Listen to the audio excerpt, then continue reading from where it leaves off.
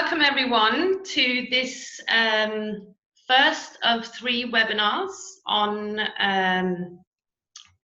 rapid response and systematic reviews, a practical application to international development.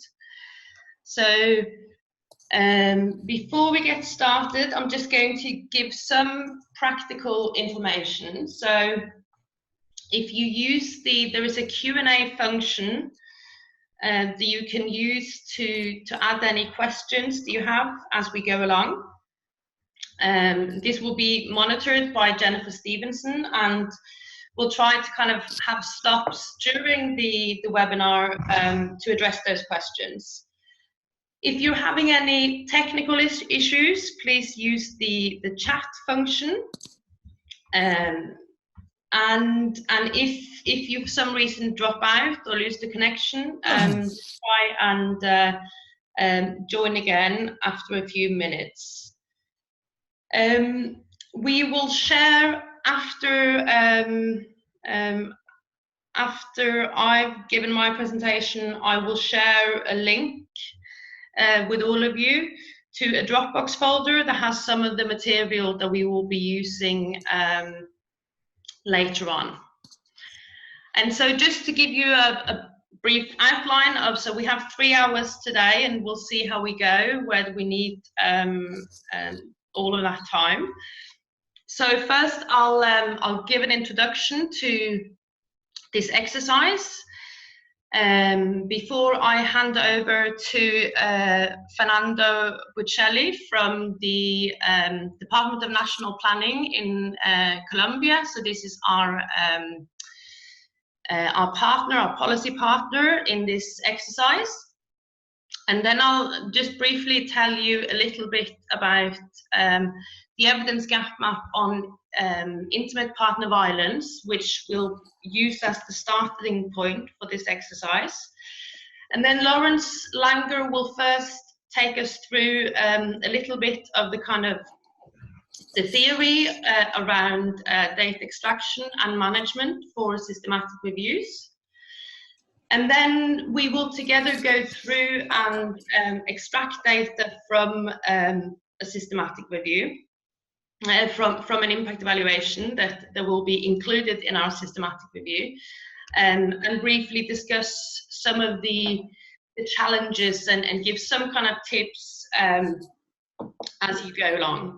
And I guess just to say that the idea is that so this is the first of 3 webinars, and so today we'll go through some of the technical background of extracting data from impact evaluations for a systematic review, and then we'll give you all a paper to practice on and actually get the chance to apply hopefully what you've learned in practice before we meet next time.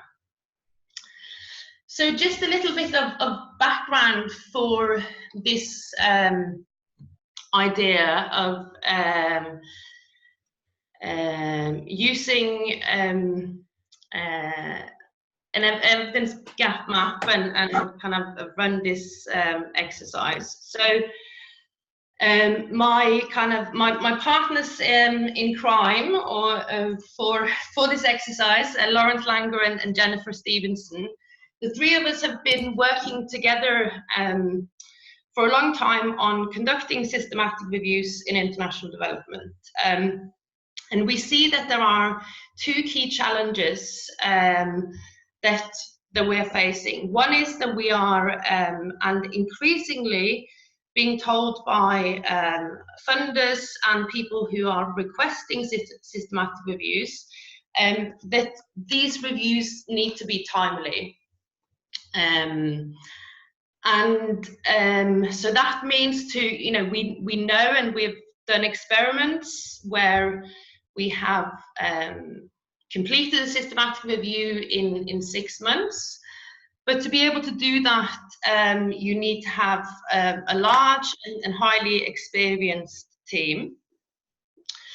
And then we have another key challenge, which is developing capacity to do high quality, policy relevant systematic reviews, especially in low and middle income countries. And so we have been involved in various efforts to try to develop capacity to do systematic reviews. And a lot of what is currently on offer is shorter workshops and professional development courses, but typically those courses do not come with the opportunity to actually apply the skills in practice. And we're finding that kind of in combination, these two challenges are sort of pulling us in different directions, because we know that people need a chance to apply skills, to be able to develop them and to go on to eventually lead systematic reviews. But when we're in an environment where we have to conduct reviews quickly, that's quite difficult to achieve. So that is sort of the background for what we are trying to do here. And we were all talking about, shall we do a workshop at the What Works Global Summit? And we felt that actually the idea of going to do just a standalone half-day workshop is quite unsatisfactory when we know that actually to build real skills, people need a chance to apply them in practice. So kind of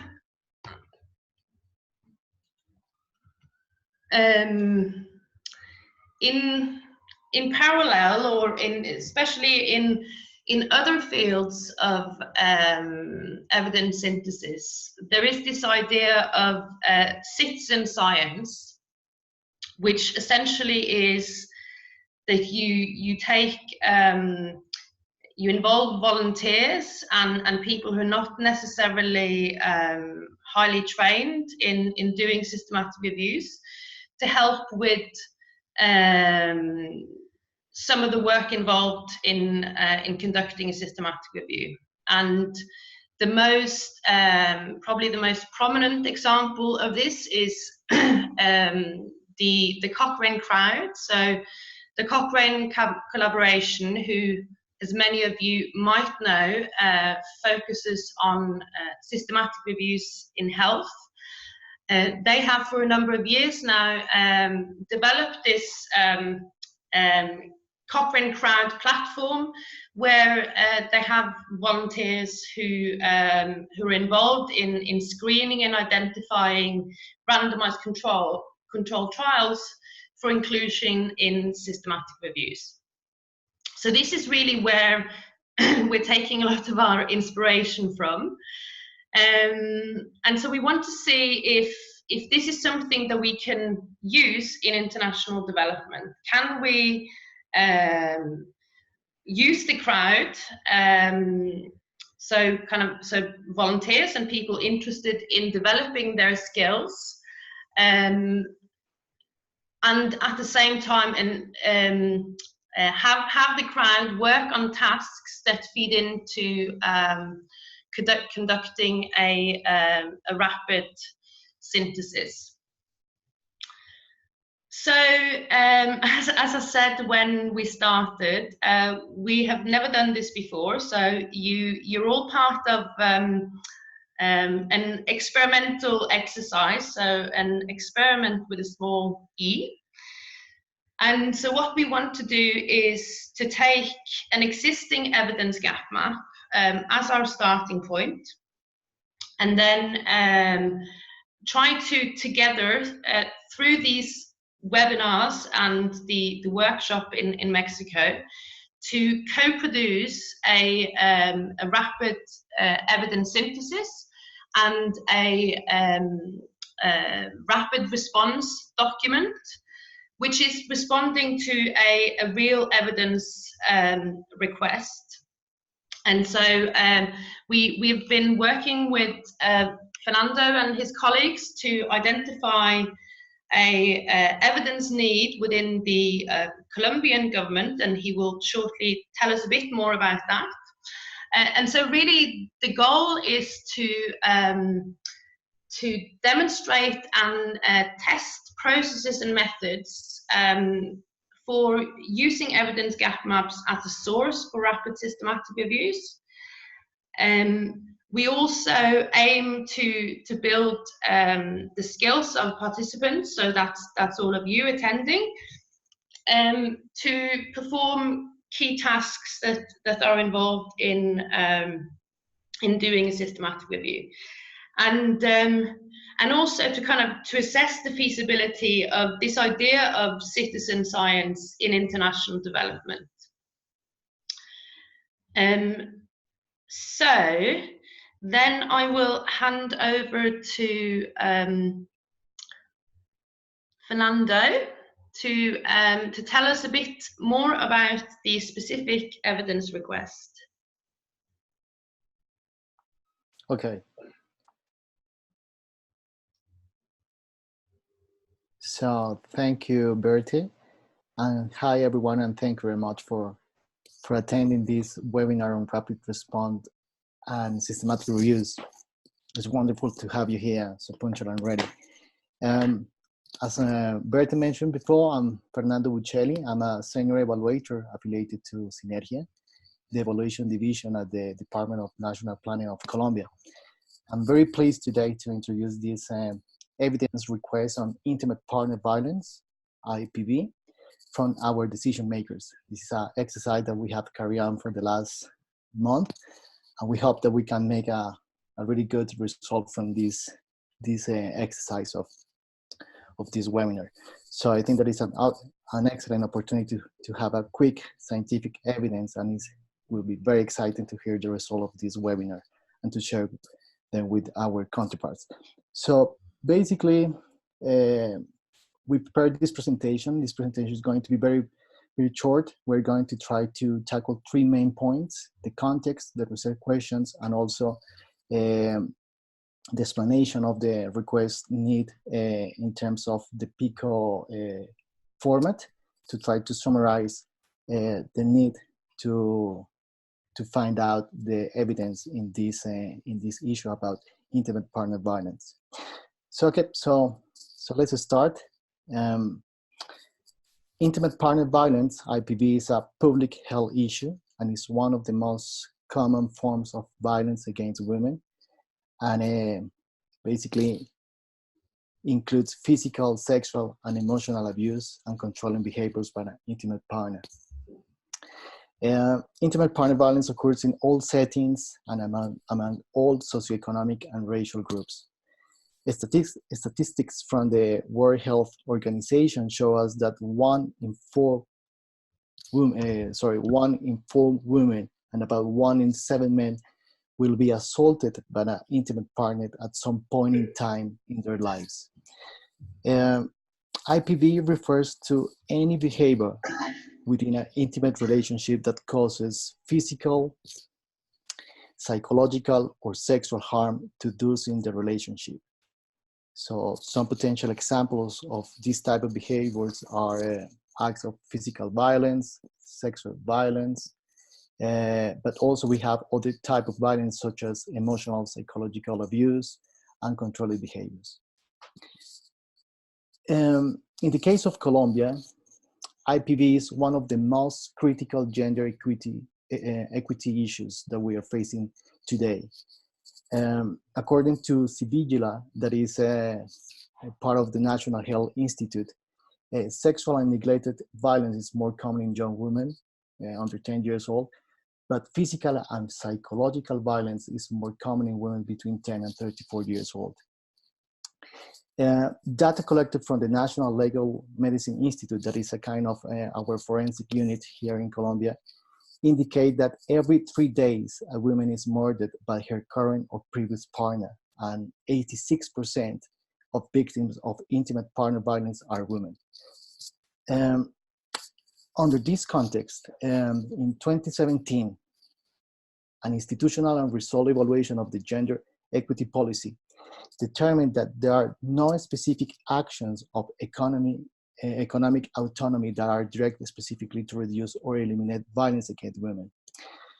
But Nevertheless, according with this framework, Colombia does have programs which aims to reduce poverty through the transfer of cash resources to a specific population, conditional of certain actions and investment of the recipients. There in this moment, currently, as ongoing programs, there are 3 influential CCT programs in place right now. We have the case of Familias en Acción, that is Families in Action. We have Jóvenes en Acción, that is Young People in Action. And a third one that is Income for Social Prosperity. All of them are CCT, are trying to improve the quality of life of people through the direct investment of cash and conditional to some kind of particular actions. These 3 programs are conditional cash transfers that offer incentive, condition of a specific commitment to poor and extremely poor households. Something to keep in mind on this is that although those programs are available to broader population, women's access to those benefits are high, as they are the receivers of the transfers. So this is important to keep in mind because our women, one of the main beneficiaries of these programs, but we want to know exactly what are the effects of these CCTs on the quality of life of women, particularly in intimate partner violence. Bearing this in mind, our decision makers are very keen to know, and this is the main important message of this presentation, our decision makers are very keen to know and to understand to what extent income generation programs may contribute to the reduction of violence against women. The important aspect to consider in those programs, and probably this is the challenge part of this exercise, is that they have been designed with a theory of change that leave aspects of gender equity out of the equation. Those programs were not created or designed taking into consideration gender equity issues, but taking into consideration other type of outcomes. So our request right now is to think about how to consider intimate partner violence into the design of these programs. So our decision maker interest is to understand to what extent those programs have an impact of gender equity and particularly on intimate partner violence issues. Under this framework, our decision makers identify the following 2 potential questions.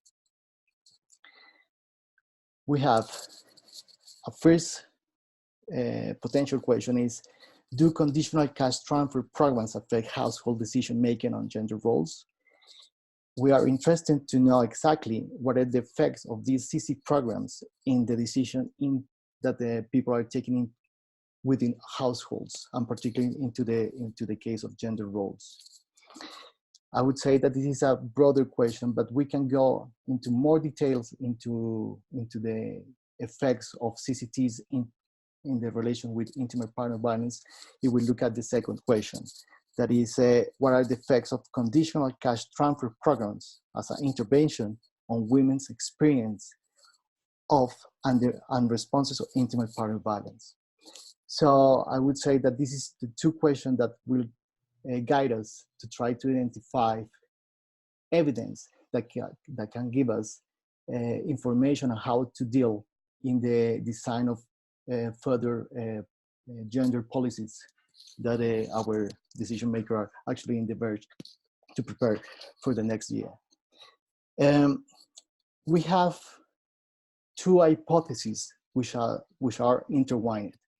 We think that according with the information that we have gathered, but also to the consultation that we have done with the different organizations into this information chain about intimate partner violence, we have 2 potential hypotheses that we want to test with this exercise. The first one is that IPV is closely linked to gender roles and gender-related social norms, which may legitimize the use of violence, psychological and physical as well. Those roles are also related to how decisions are made within families. So probably something to keep in mind here also is to look at, for example, the gender equality bargain, for instance, and how the CCT are affecting this type of women bargain inside or within the households. The second hypothesis is that CCTs may act as a way to gain independence, but could also represent an additional burden for women. And this is very important for us because that particular point means that we are uncertain regarding the effect of CCTs, conditional cash transfers, on women's empowerment. And that's why we need to better understand their effects in order to design better programs. Additional aspect of here is that both theory of change require additional evidence to identify the effects of CCTs that have on in IPV and intimate partner violence. I just want to stress again something that I mentioned earlier. None of the CCT interventions were originally designed to have an impact on intimate partner violence. It's important to note that each intervention, the three different CCTs that I mentioned before, they have its own theory of change depending on the type of design. So that could be a little bit tricky for us later because every CCT have a different theory of change.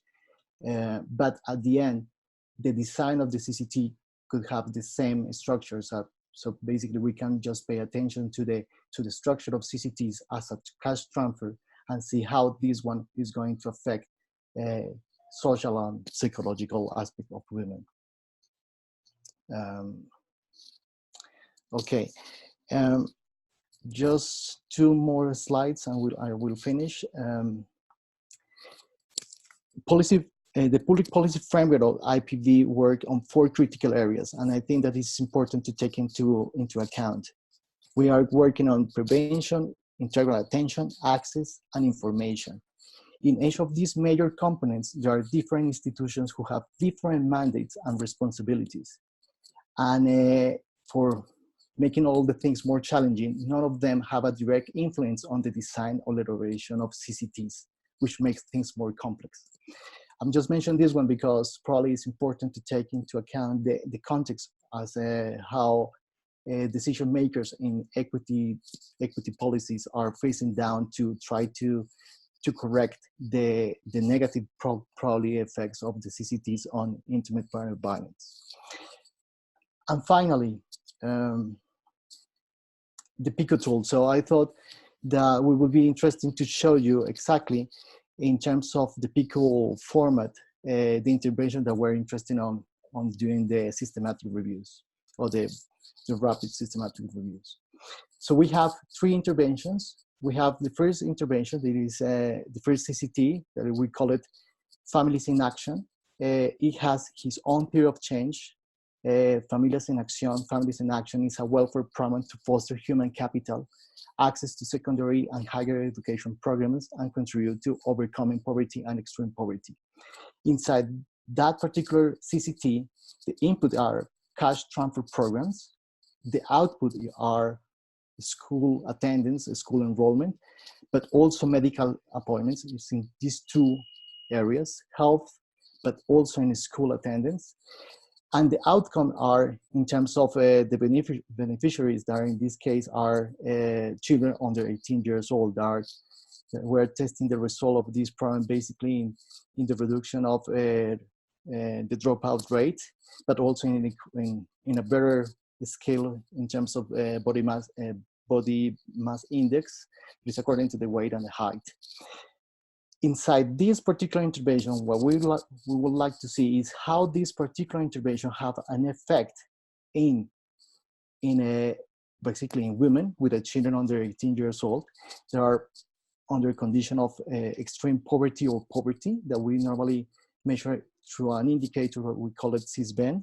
There is a multidimensional indicator that classifies potential beneficiaries to social programs. It's for doing focalization of poverty programs. And our interest is to look at how these CCT have an effect in these particular outcomes in terms of attitude to rape and sexual violence, attitudes to gender role change, or attitude to gender role. Changes in communities are less tolerant to sexual violence, bystander intervention, household earning structure, bystander attitudes, re-victimization, decision household structure, and physical or mental health. Um, those outcomes are going to be exactly the same in the 3 different programs. The only thing that is changed basically is the way that the CCT make the intervention. So in the other 2 interventions, we have the same structure as a potential CCT, but in this case, we're not concentrating in women, we're concentrating well, in this case, are young people that are receiving the CCT. But for the case of doing the systematic review, we're interested to see households victims of forced displacement and children under 18 years old, women between 16 to 24 years old, and women that are in condition of poverty or extreme poverty. And again, the outcomes are going to see we're going to check exactly the same outcomes in this case. And the third one, that is the income for social prosperity, we're going to look at households victims of forced displacement and that have also children under 18 years old. Our population is also interested in, or our decision makers are also interested to see evidence in terms, for example, in population that is indigenous households, because actually this intervention is targeted this particular population, indigenous households. But again, we're taking into account also women aged between 18 to 35 years old, and women with primary education but not tertiary education. That is the condition of that particular intervention. And again, what we are looking at is the same outcomes in terms of the different outcomes that I mentioned before. So this is the 3 intervention. This is the general context about intimate partner violence in Colombia. Again, what we're interested to see is how these program of CCTs have an effect in this term of the outcomes. I think that is all the information that I have for the moment. We're very looking forward to hearing the result of this webinar. And yeah, so please just let me know if there is not clear something about the evidence requests that we have from our decision makers. So for the moment, I would like to hand over now to Birte.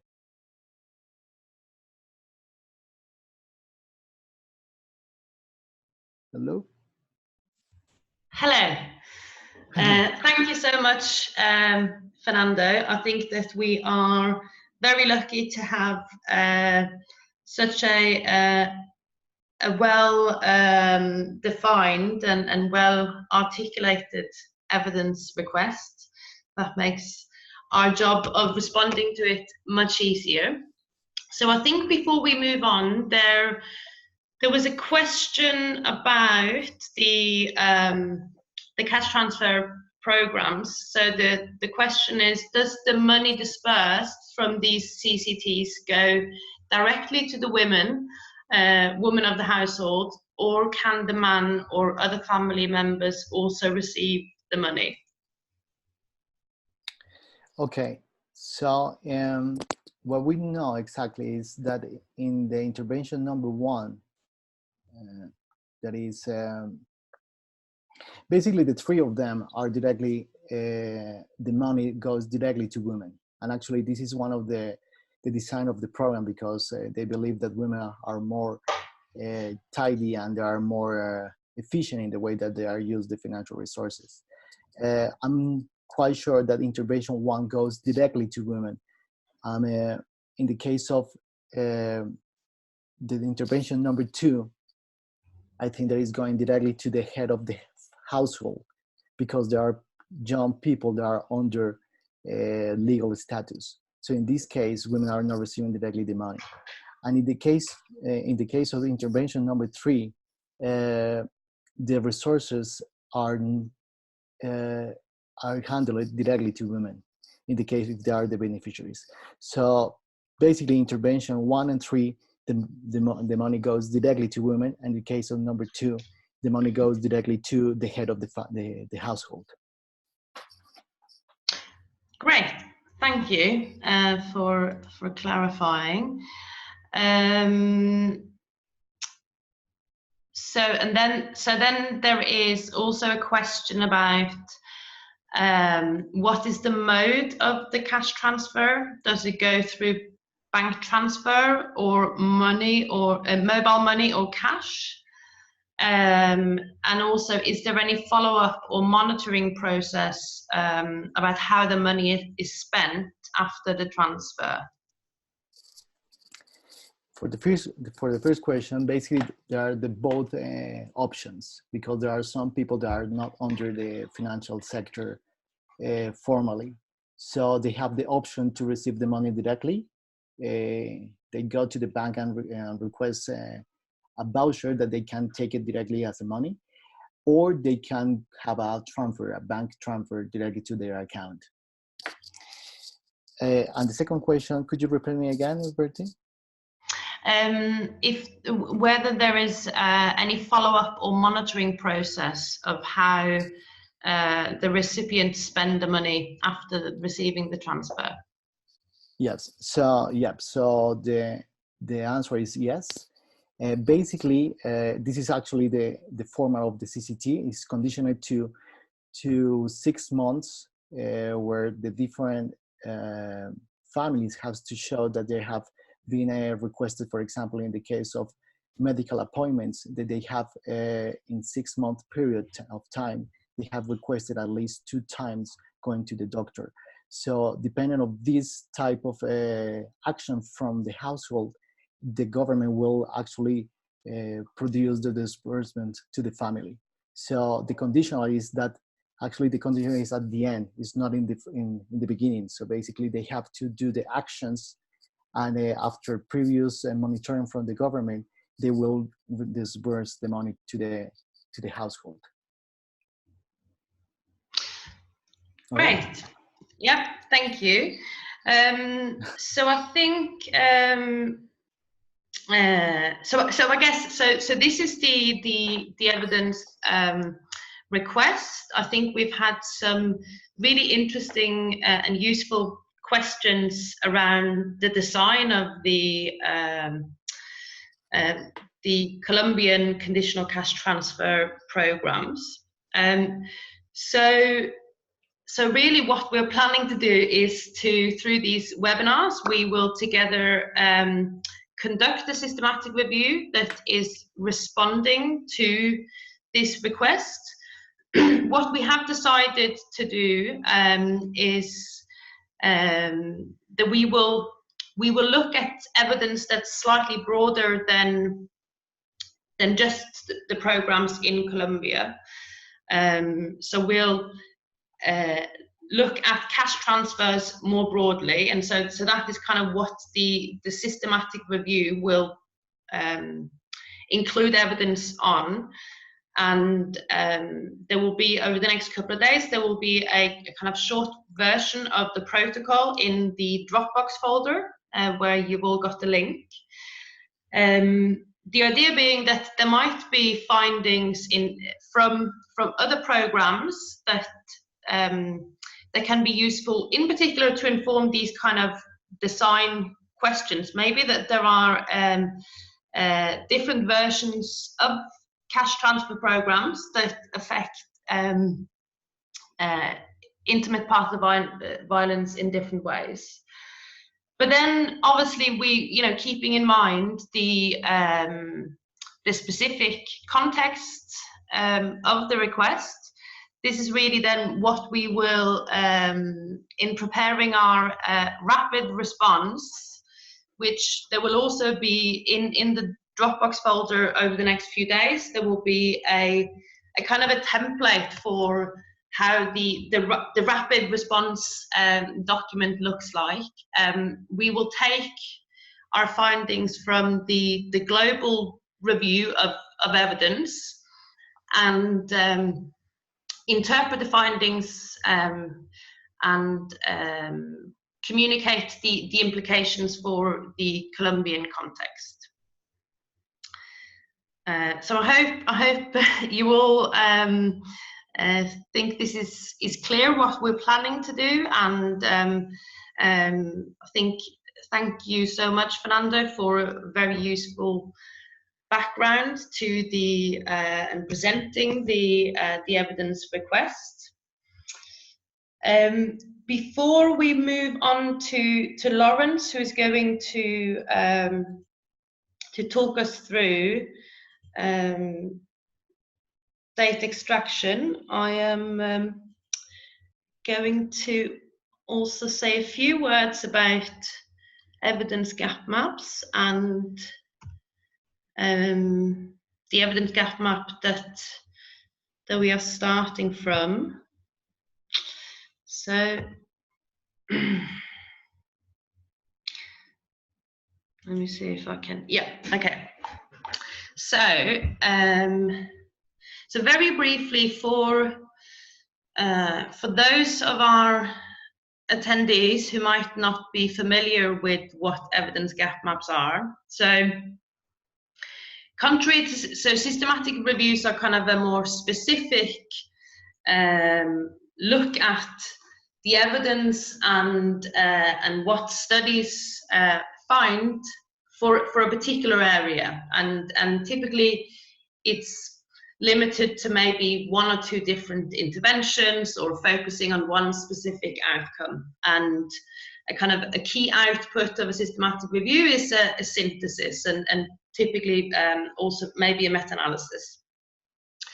An evidence gap map, on the other hand, takes a much broader focus. So that can be a theme or a sector or a subsector, where really the goal is to map what evidence is available on the effect of different interventions within the theme or the sector that the evidence gap map is focusing on. So on the screen, you can see an example of a snapshot of an evidence gap map. If you go to the 3IE website, we have examples of evidence gap maps across a range of different topics. A kind of key feature of an evidence gap map is that it's structured around this framework of interventions and outcomes. So you start off by clearly defining the interventions and outcomes that are of relevance to the sector or theme that you are focusing on, and then you map the evidence that is available.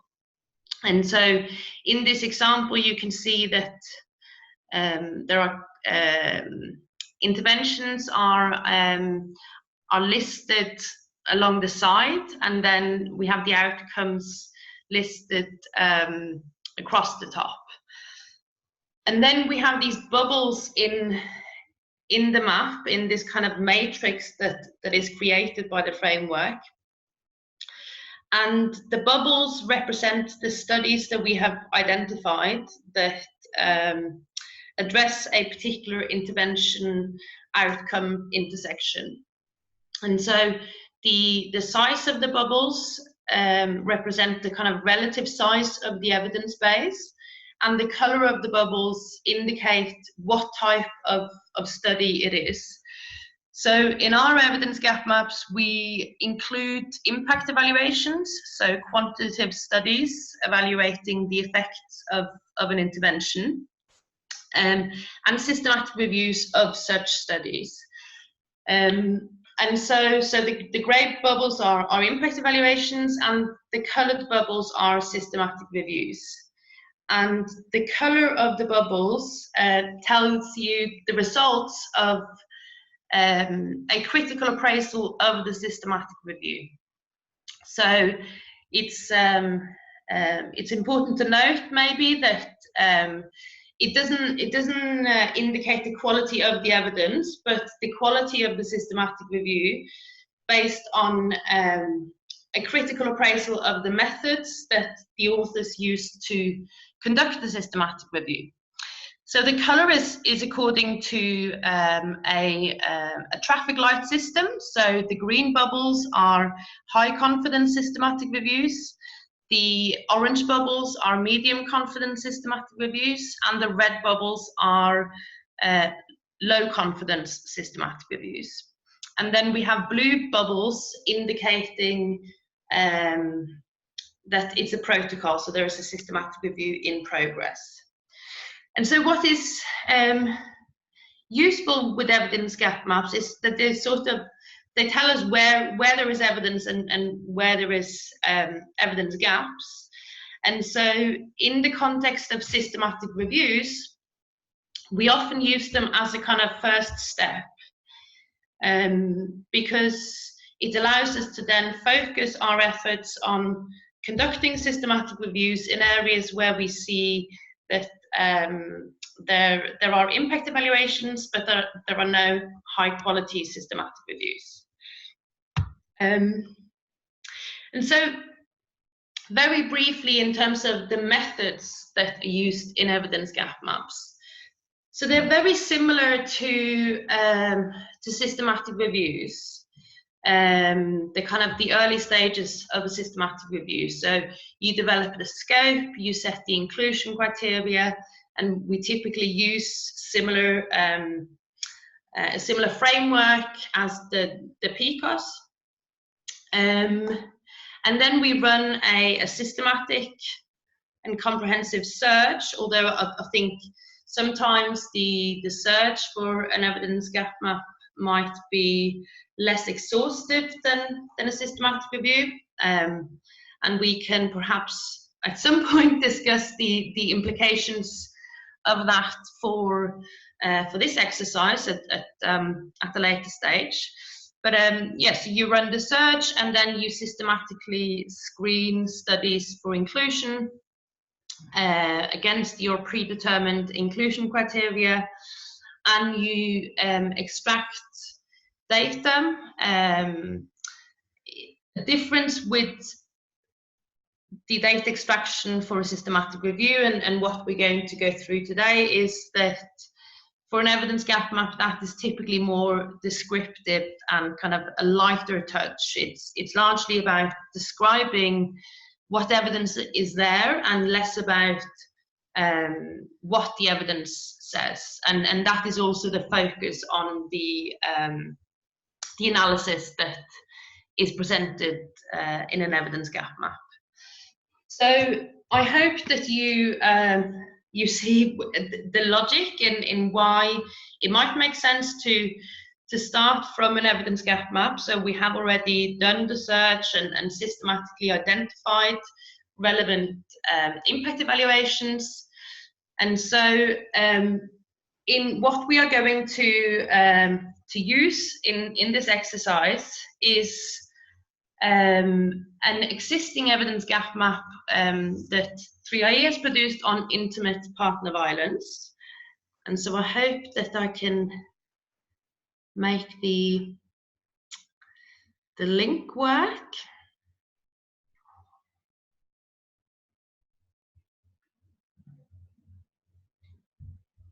Yeah, okay.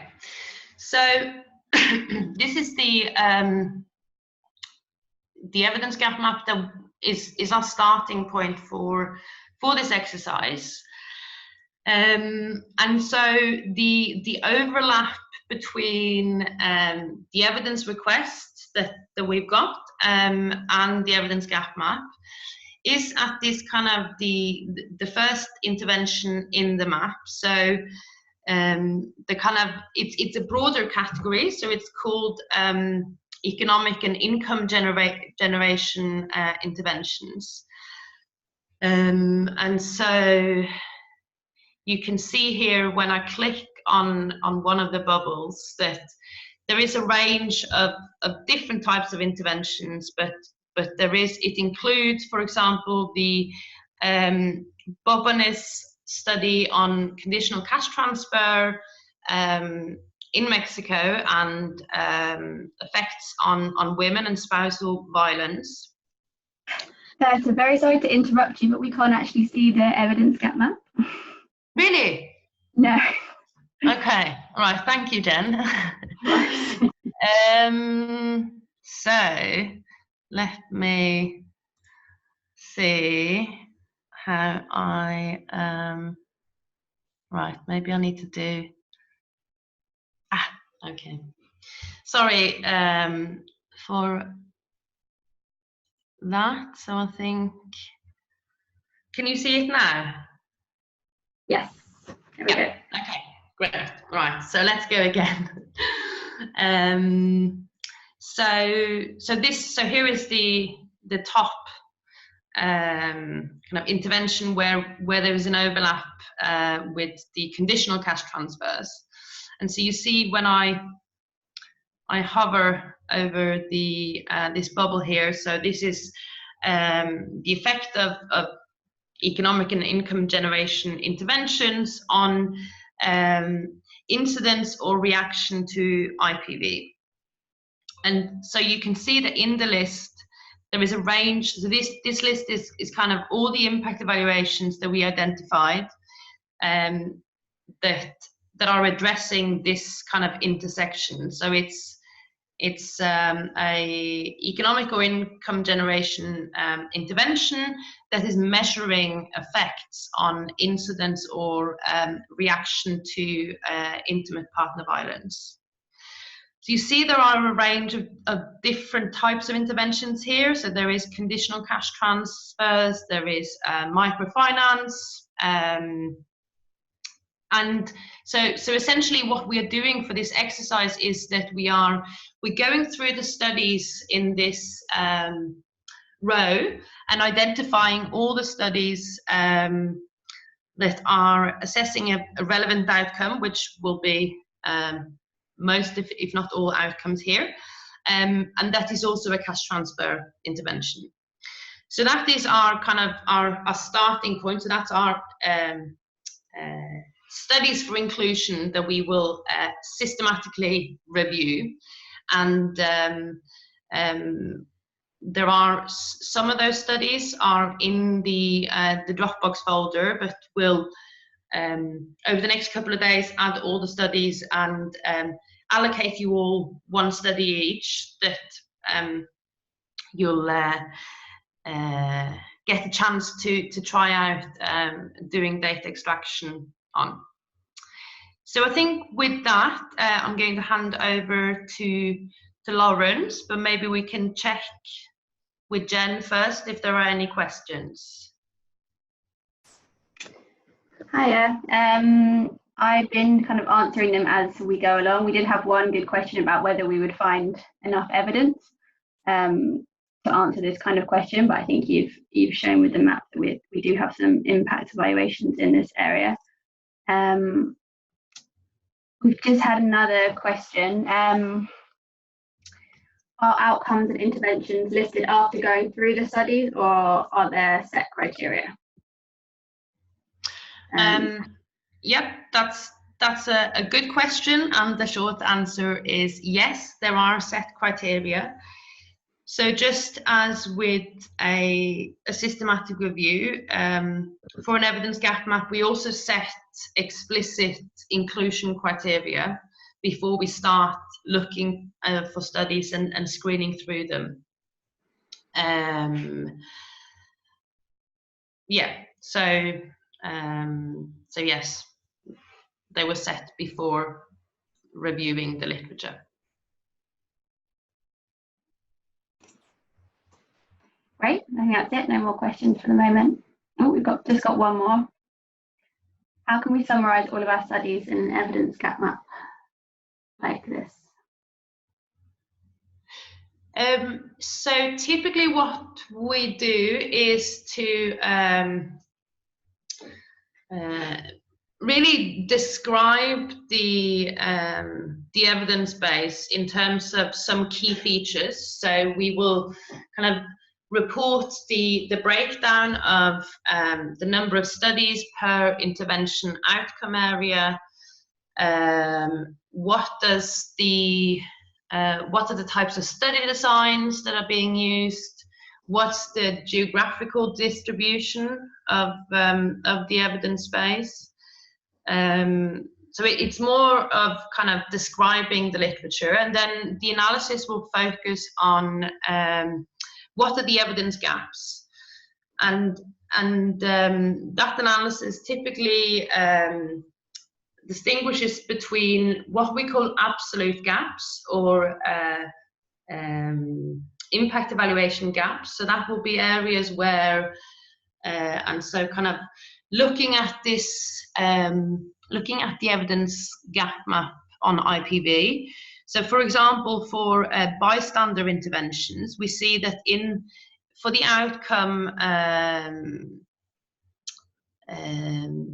incidence or reaction to IPV, for example, we see that there are 2 studies.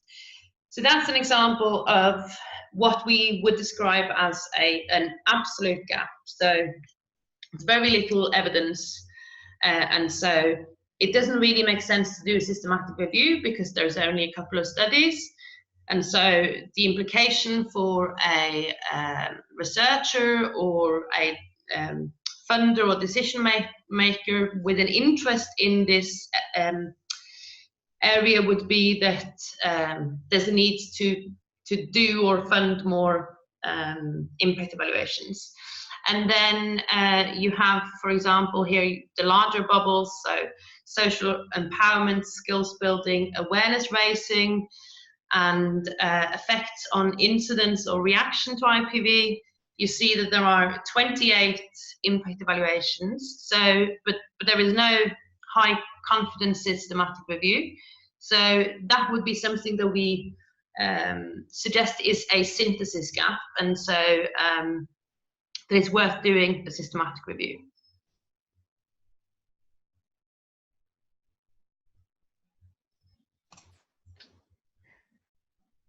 So we have 2 more questions. One is about what will be an example of an inclusion criteria. And I guess related to that, how would you go about setting these inclusion criteria?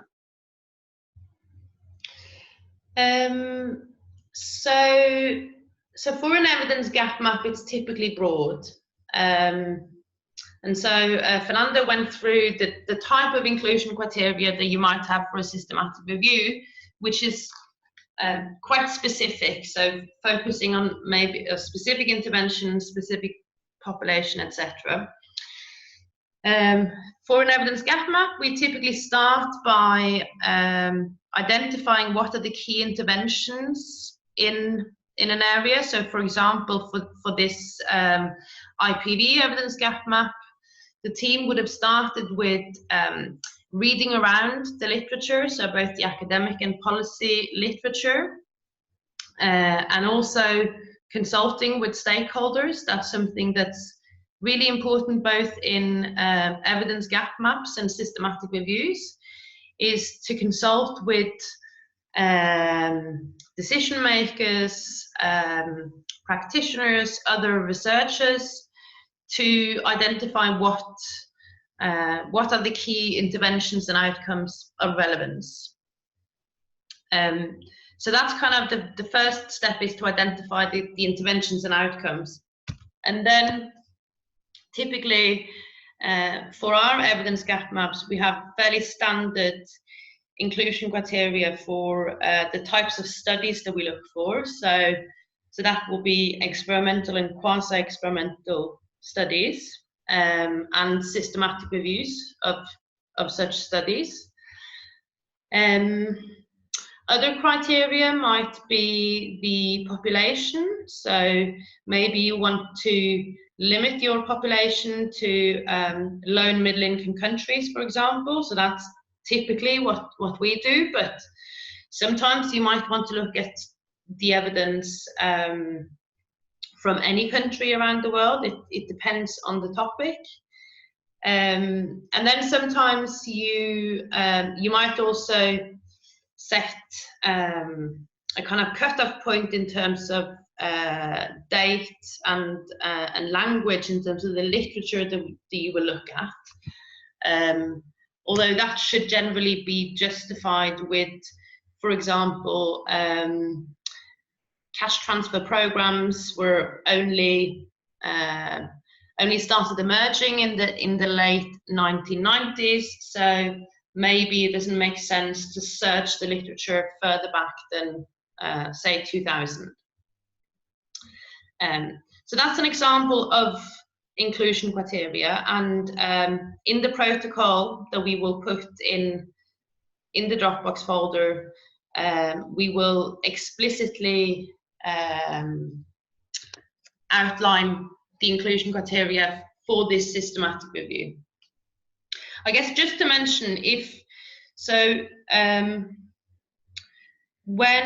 because we are focusing here on so the inclusion criteria for the evidence gap map has been set, the search has been completed, the literature has been screened and identified.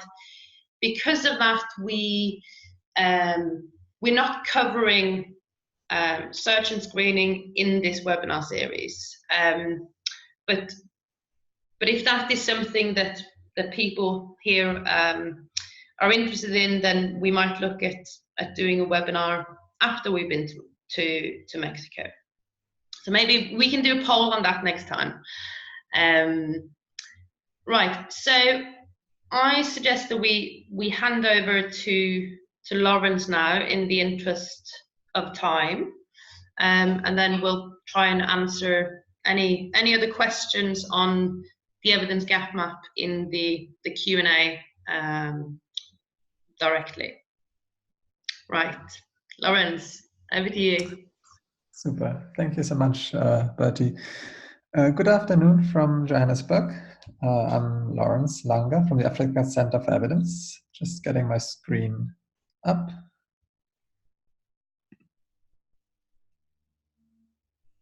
Jen, could you let me know if people can, if the screen is showing? Yeah, I can see your slides.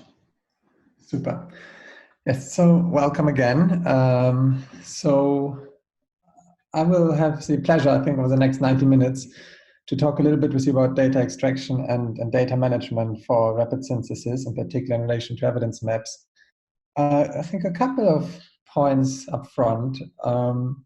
So from the Africa Center for Evidence, we have been working quite closely with our government here in South Africa over the last 4 years on a similar model that Bertie kind of started to outline, and which is around how do you go from an evidence request of a decision maker to provide a synthesis of evidence in a rapid fashion. And sometimes the requests are as rapid as in, well, by tomorrow, my Director General really needs an answer. So what can you synthesize within a day?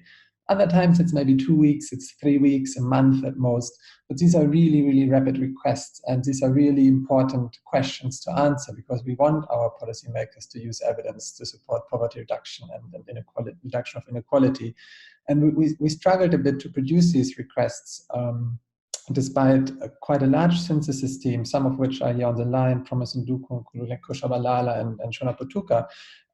Even with that team, we struggled to provide this really quick synthesis requests. And that's where we really stumbled, thanks to 3IE and Bertie's team, over the idea of having an evidence map in place to inform these rapid requests. And kind of have been piloting and tailoring this since 2016, really, with colleagues in the Department of Planning, Monitoring, Evaluation, which I know actually has often been in contact with colleagues in Colombia. So it's quite a nice emerging community of practice, I would say, around this idea of using maps to make synthesis more timely and relevant. And we're really excited to be part of this, and I hope we can channel some of this excitement, even though the most that I'll be talking about, I'm afraid, will be fairly technical and extraction focused. I think then the last point also is really to acknowledge the Center for Rapid Evidence Synthesis at the Makerere University in Uganda, who for us have shaped a lot of thinking on our rapid synthesis models. That is Rona Mujumbi and her team. I've seen some of them on the line. So this is really another center that's kind of part of this wider community of practice that has really advanced some of these methods that we're referring to. And so then I think also just a quick thanks really to Fernando, and just to outline it again, it is really exciting to have decision makers wanting to use evidence, and without being too I suppose cheeky to my UK colleagues. I mean, some of the governments in the UK or in Germany or the US, they don't really necessarily use evidence for some of their questions. So having decision makers who are keen to use evidence, who ask for it, who provide you with a request in a PICO format, it's really exciting. And I think it shows how lots of this innovation around evidence use and evidence-based policy making is happening in the Global South. And yeah, and then I think lastly, just to comment that also the request coming around intimate partner violence, it is really timely and really important. We have exactly the same policy moment in South Africa. The last 2 weeks, our country had gender-based violence protests. it is high on the policy agenda. So I think there's probably a latter piece of work around how can this, what we produce now for the Colombian colleagues, translate to South Africa. And I think for kind of researchers on the line who kind of early career, it is really exciting if you know that the research you're going to produce might be used by an actual decision maker. It provides a moral imperative and a motivation for our work, which we really, really appreciate. So with that having said, I think I'm going now into slightly more technical issues. So I'll give you kind of a 10-15 minutes high-level outline on what is data extraction and data management for evidence maps and rapid syntheses. And then we will do the nitty-gritty together on an actual study, doing an actual extraction with a coding tool that we will provide for yourself. And yeah, so I hope that will be fun and will go well.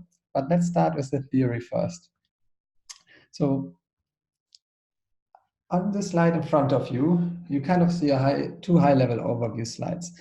And that is trying to locate a little bit where data extraction fits in a systematic review process. And so Bertie already spoke to you about how we're not covering searching and inclusion criteria. And that's really because evidence maps take care of these for us in this particular model of producing rapid systematic reviews, which is really exciting.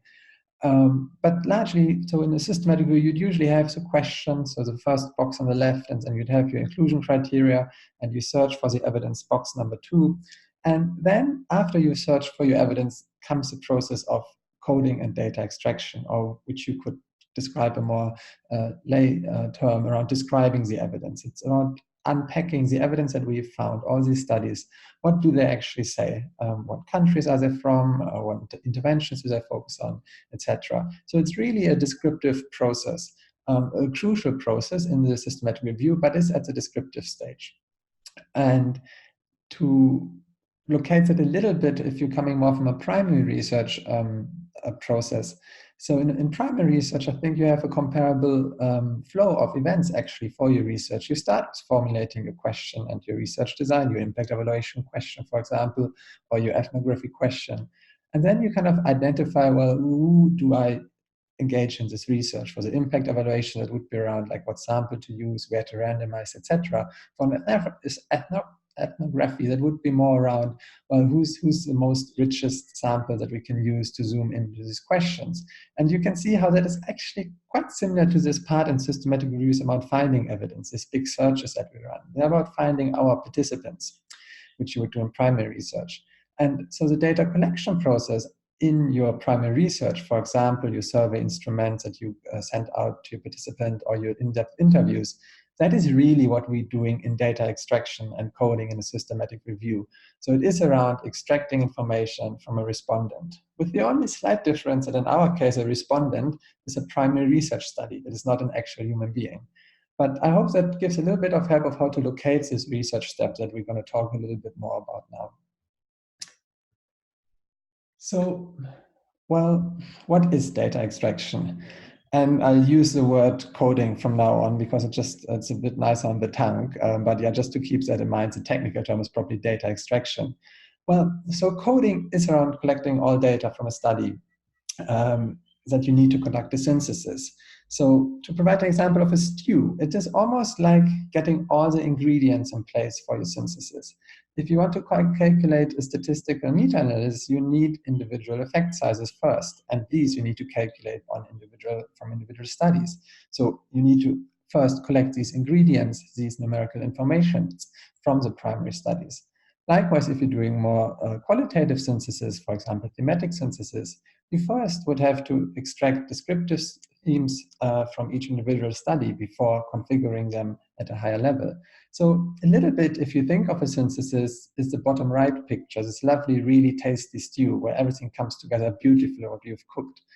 But what data extraction does is actually chopping up all the vegetables and all the meat and bringing in the spices, each individually extracted from a particular research study. So it is about getting the ingredients, it's just getting the data out of primary studies that's needed for your synthesis.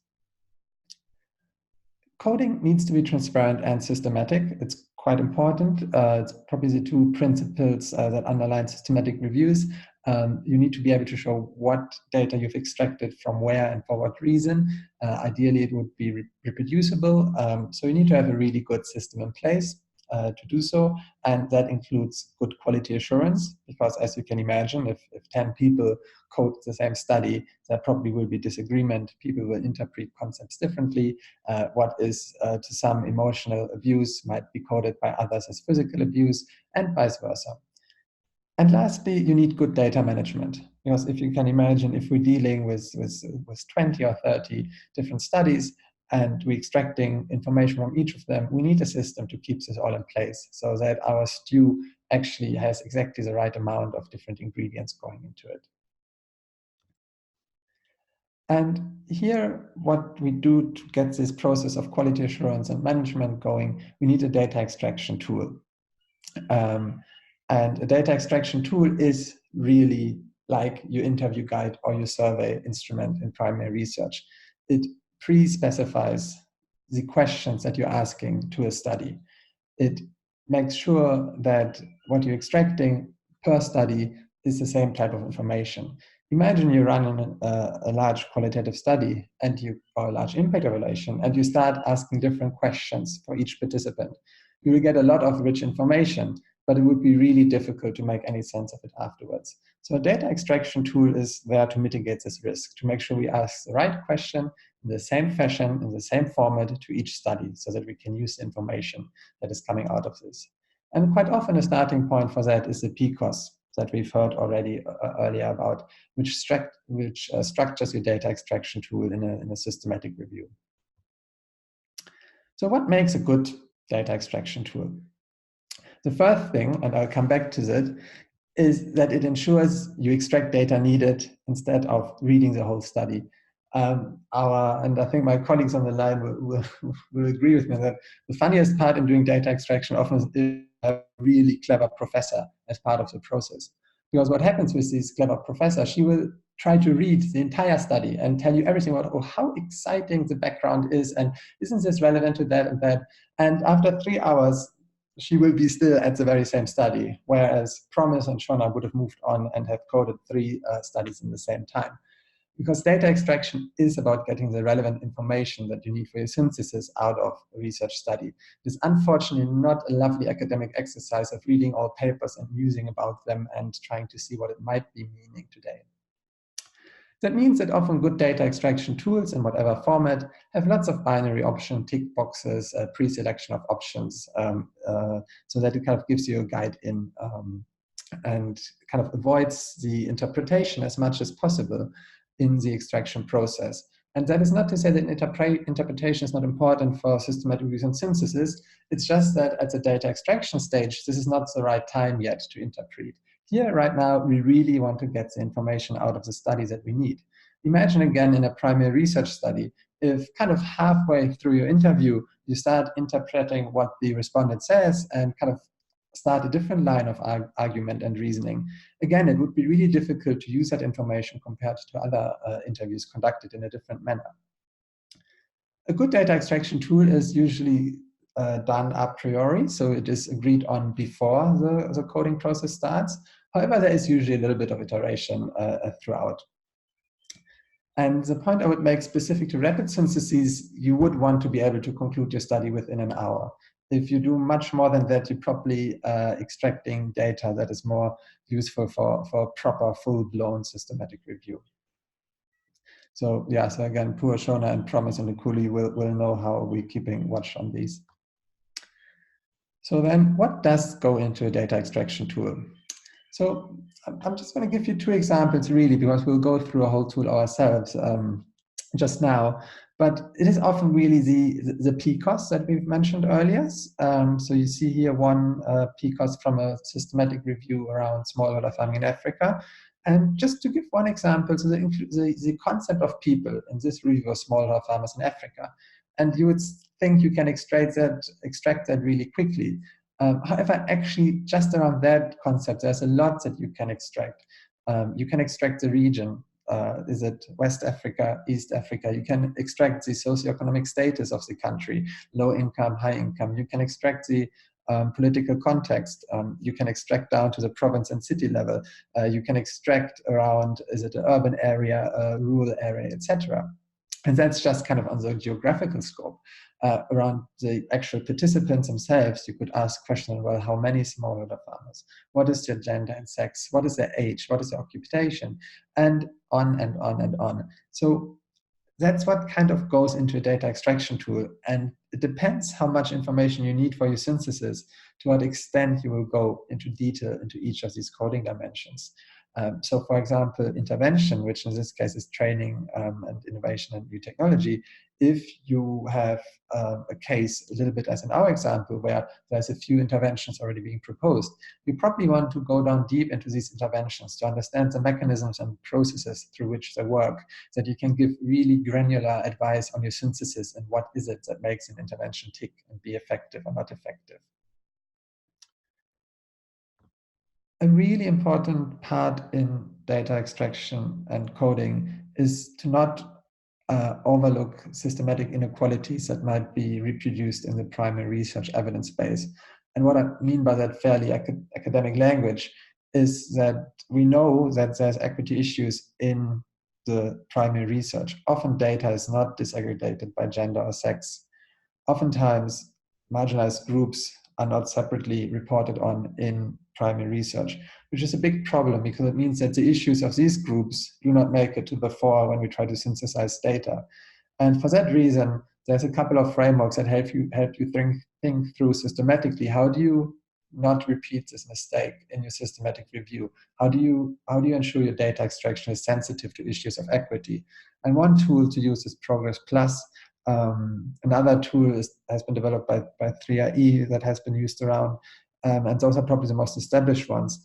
And it is important to flag that oftentimes you apply these tools and you don't get a lot of information. Like you look at, okay, do they really look into ethnicity, occupation, gender, social capital, sexual orientation, etc. And you can't find the data. But that in its own right is important because it substantiates that the primary research is not sensitive to these issues, which then helps us make a case for why primary research conduct and reporting needs to change. And yeah, so I would encourage you to have a look for yourself around, for example, the Progress Plus framework. And if you start a systematic review and you design a data extraction tool, I'd really, really urge you to consider using it. So example of a coding tool, we will come to one. So it's a holding slide because we will do the exercise together.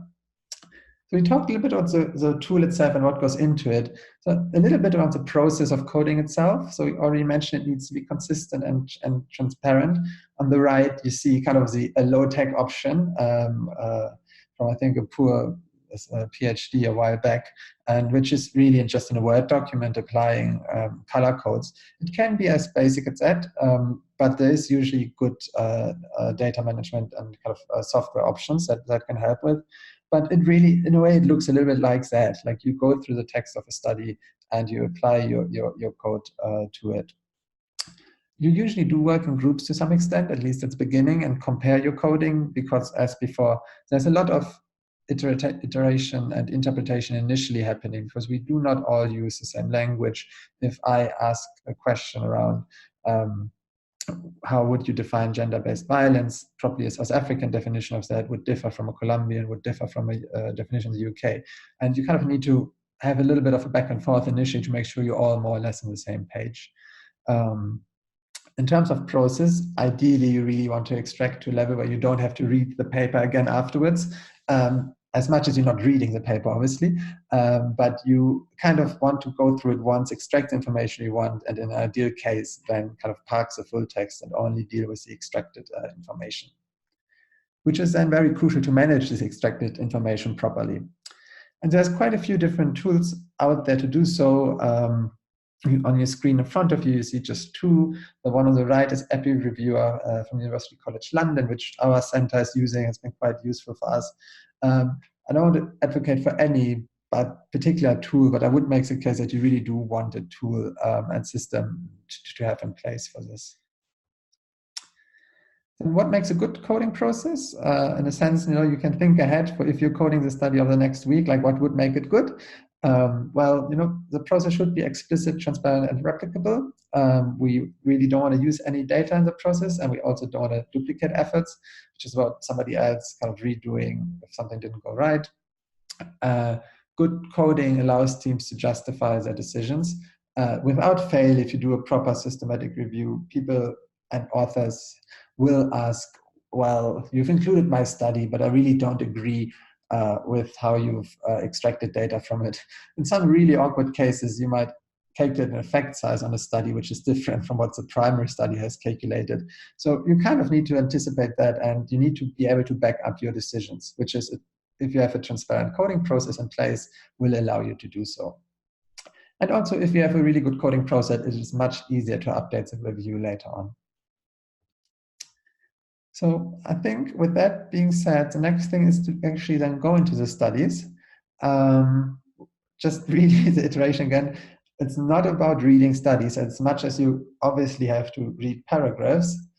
But if you find yourself being completely immersed and your mind wanders off, and the background section has all these amazing other references that you kind of now tracing down, and you put them in your endnote for your PhD, I'm afraid you're not coding, you're reading, and then we are slightly off track.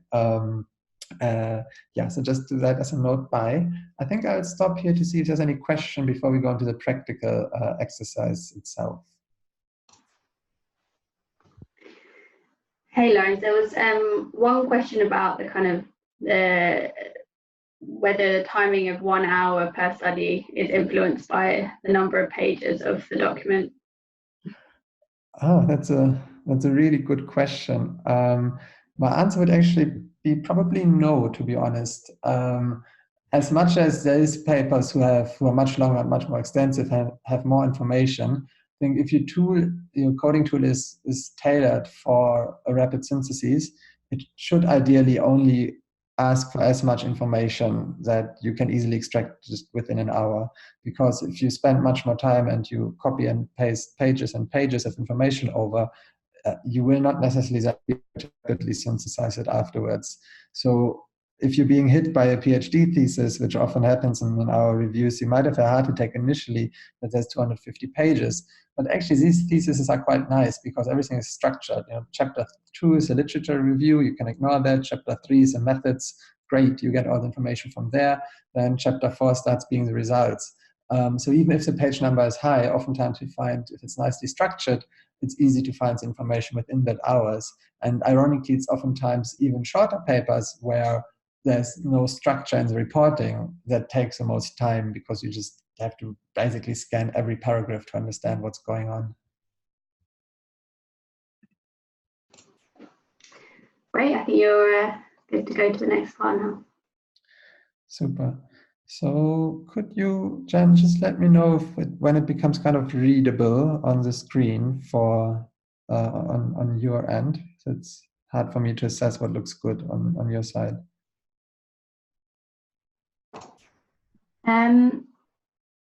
That's fine for me. I think if anyone has any issues with reading, maybe you could let us know on the webinar chat. And also, I guess to note that both of these documents are in the Dropbox folder. We shared the link in the chat. And so that might be an alternative way of viewing it.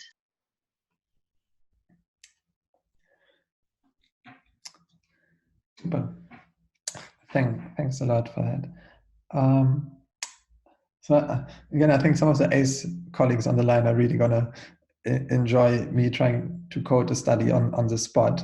And just my caveat up front is that this is a webinar around the process. So we're trying to get across how do you code. So if I'm getting particular codes wrong, in your opinion, that is perfectly possible. I'm not an expert on the topic, but I hope we can get across the process of how you would want to code. And I also think, so I'm kind of going to probably try to do 2 or 3 codes initially, and then have a little stop and check in to see if there's any questions around it. And in terms of the flow. So we will kind of, if you have the tool in particular also on your computers, we'll start with the descriptive coding, which is tab 1 in your Excel document. And afterwards, we'll go into the slightly more numerical effect size data coding, which is tab number 2. And the risk of bias is for the next webinar.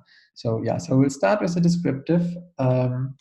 Just looking at the time now, yeah, so I think we probably spend kind of 30 minutes on that and see how far we get, and then reassess if we need to speed up a little bit. Super. So with that being said, let's get going. So on the left-hand side, surprise, surprise, you see our piece of evidence, our research study. And on the right-hand side, this is the coding tool. It's an Excel-based coding tool. So just really at the highest level, what you see in the coding tool, you see different kind of abbreviations, variables for each code. You see descriptive, like a description of what the code is about. So for example, the code around author, well, here we want to kind of know who is the first author of the study. The question section, column D, gives you information around what information you should extract from the study. And the coding column E gives you further detail for some of them where that's needed, again, on what you should extract. And then you have the answer to provide in column F. That's kind of the fairly straightforward flow of coding in Excel.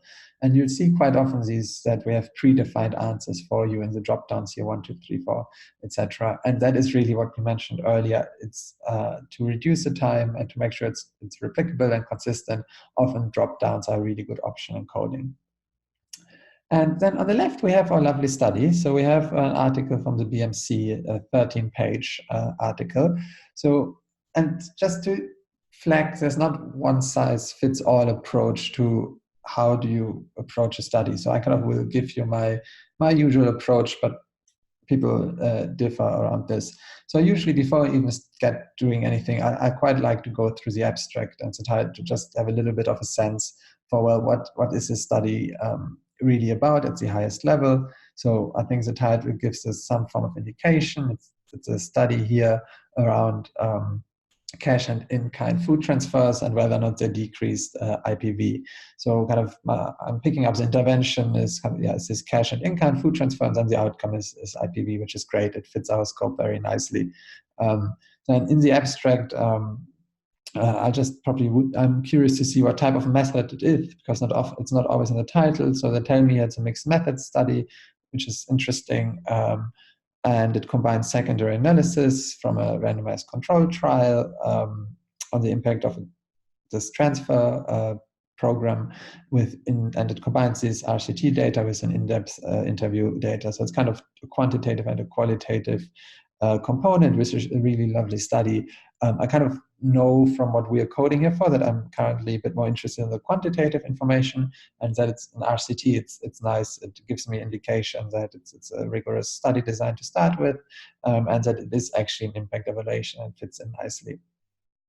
So then I'd usually skim the results a little bit. So what's the highest level, what did they find? And they're telling me here that the intervention led to reductions in IPV, which is lovely, and that they unpacked three pathways operating at different levels. So again, I'm getting a bit of a sense for what's happening in the study. Discussion and background, it's probably not relevant to my coding at this point, so I'm kind of taking away, okay, we have an RCT on a cash and in-kind food transfer, and the outcome here is straight on IPV, so no intermediate outcomes. And yeah, so with that being said, I usually then scroll down through the study a little bit just to see how it's structured in general. So here we have the background, and then the methods are starting here, which is nice. The methods, then we have research design. There's a table around the sampling, which might be interesting if I look for the numbers of participants. I see there's a separate column on the quantitative design, copied one on the qualitative design, quite a bit on the ethics here. So yeah, 5 pages in, and we kind of talking still around the methods. Here we have the analysis, how have they kind of operationalize the design, again, broken down to quantitative and qualitative. And then I see the first table that looks like an outcome table, and I get quite excited because I'm thinking ahead for my effect size calculation. Will I actually find the numbers that are needed? And yeah, so I can see here this table gives me the impact of the pool treatment on disputes and disagreement. And yeah, it looks nice. I can see some regression results, some standard errors, which you can usually see in the brackets.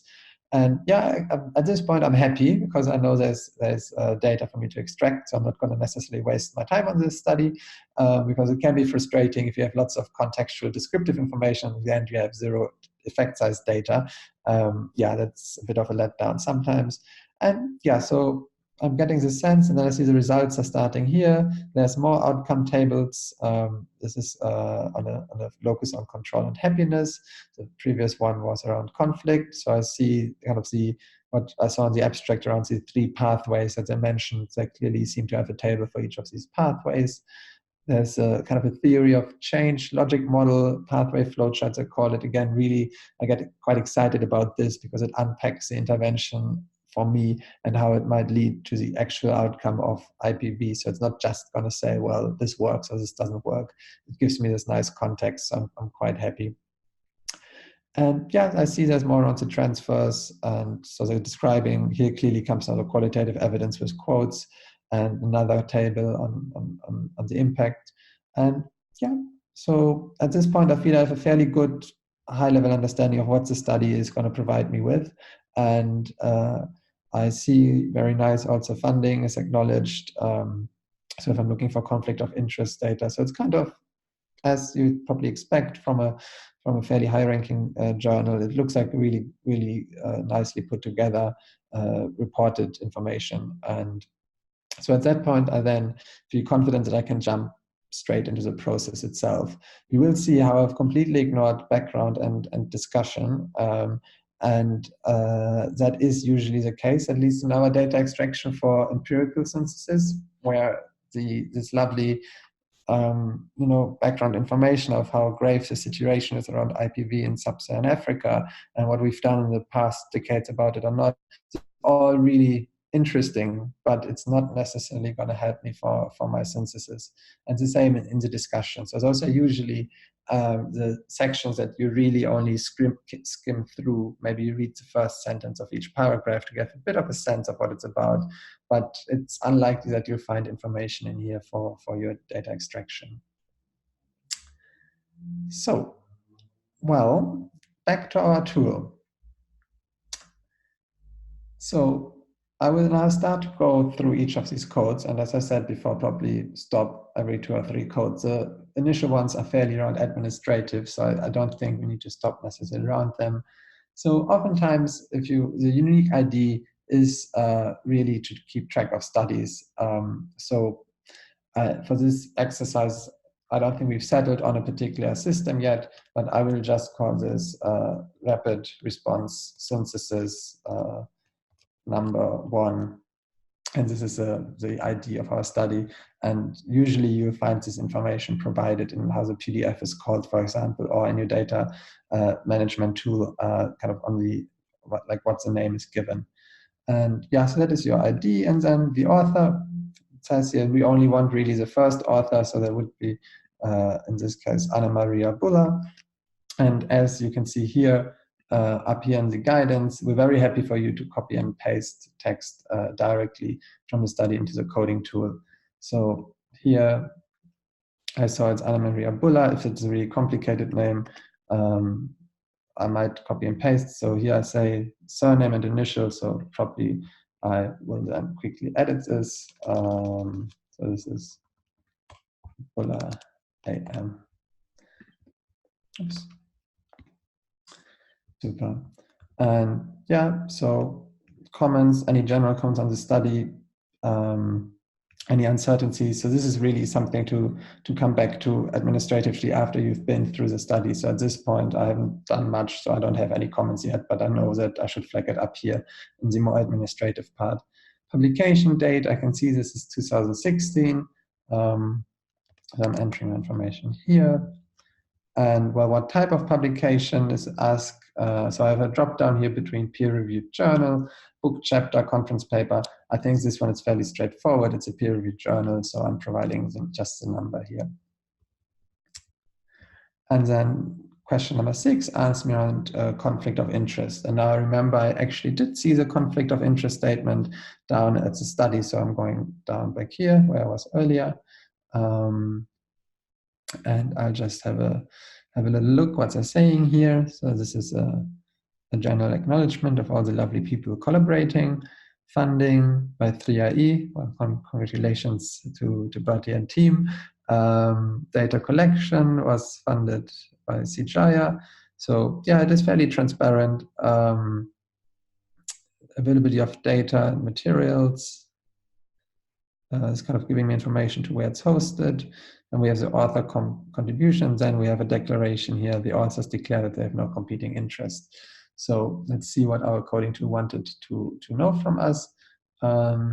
Is a potential conflict of interest associated with a study which could influence the results? For example, are the authors related in any way to funding or implementing institution? So you can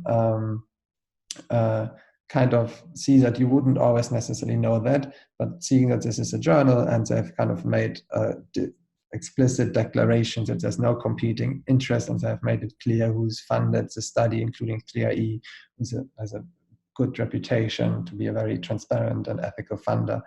So I would answer this question as 3, that there's currently no conflict of interest here. Oh, and I probably should have read more carefully, because actually number 4 is no, and authors declare they have no conflict of interest. So let me correct that straight away. This should have been 4 in this case. And now the next code here, number 7, is asking me to justify my statement on the conflict of interest.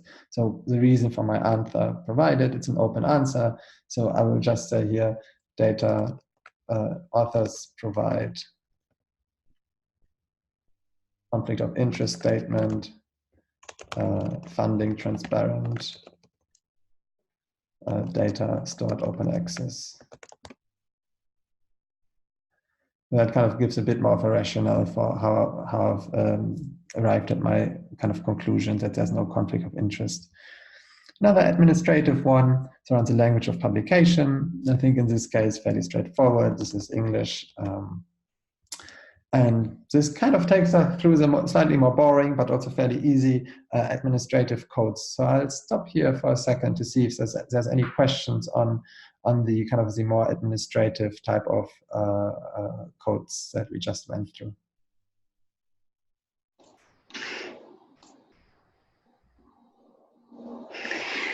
So we just got one question, which is a good one about multiple publications from the same study. How will we treat that for data extraction? Yeah, no, it's a really nice question, which actually applies to this study because there is a linked paper. So usually you have linked papers together before you start data extraction. So there's a process whereby you would have kind of looked at all in your search, say you found 3 papers on this particular evaluation study, and you would have then decided which one is the main paper and which one's the supplementary papers. And the instruction to the coder would be, for example, this is a main paper, but additional data on context can be found in the second publication. So you would deal with that before you start the actual data extraction process.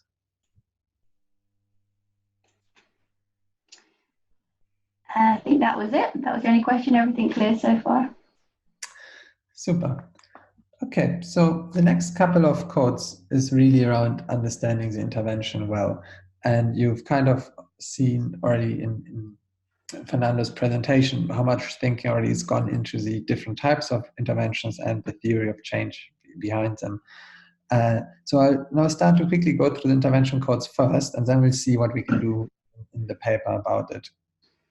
So the intervention code, you kind of can see the coding tool indicated largely here through InterV, and they're going down quite a bit for quite a while until we kind of come into the cost part here. So quite a few of intervention codes that we have. So I'll just on the highest level try to give you a sense for it, because it is quite difficult if you don't know what you're actually extracting and you go straight into the study. You might be reading everything and you're not sure what is relevant. So having a sense of what you're looking for is quite important. So I see that at the highest level here in code number 9, I'm trying to understand what type of conditional cash transfer it is. And we've kind of preliminarily grouped this as cash transfers that use a health incentive, cash transfers education incentive, cash transfers and any different type of incentives, or a cash transfer where there's no condition at all. So it's kind of trying to understand what higher level category does this fit in. And this is helpful for synthesis later on, because you can then group the studies immediately per intervention approach and do this as a subgroup analysis. I will also have to find out the name of the intervention if it's available, as I'm being asked here. I will have to look out for if there's any information on intervention implementing agency, what type of agency this is it a state entity, a civil society, who provided funding for the intervention itself. So I might have to go back to where it was just where if it's not in the text. Then I have a large code around just describing the intervention itself.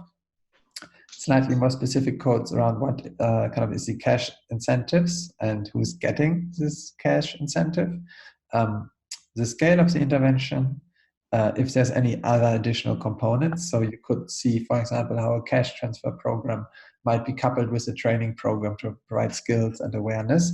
So is there anything else happening apart from the cash transfer in this case? I'll be asking on the objective of the intervention as well as its theory of change, where it is established.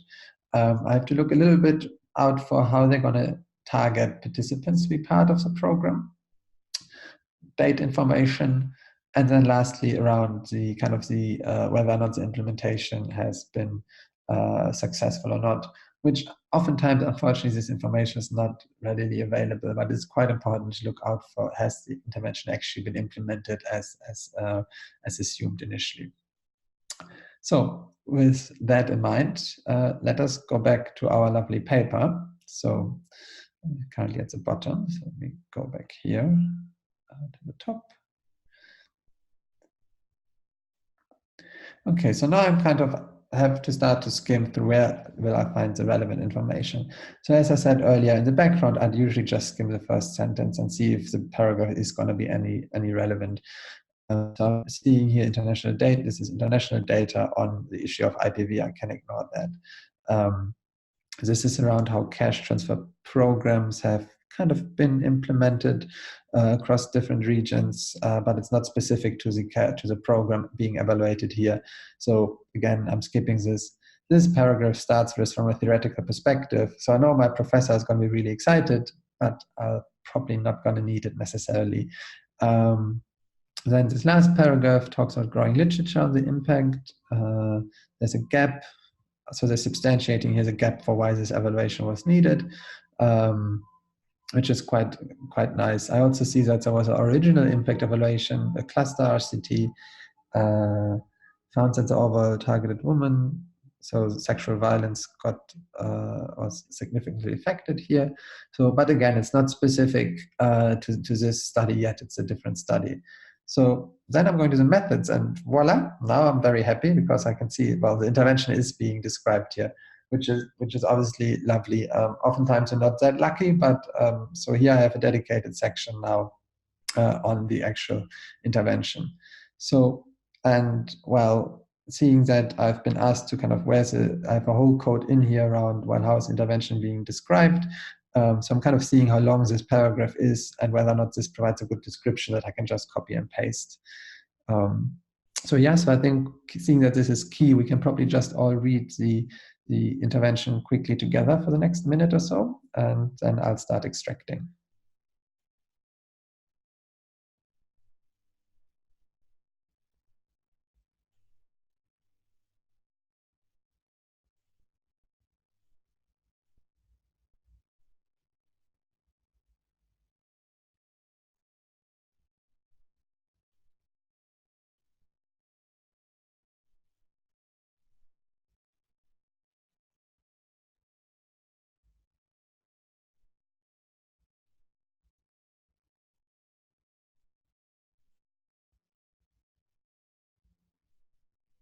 Okay, I will move down a little bit here. There's just a little bit left.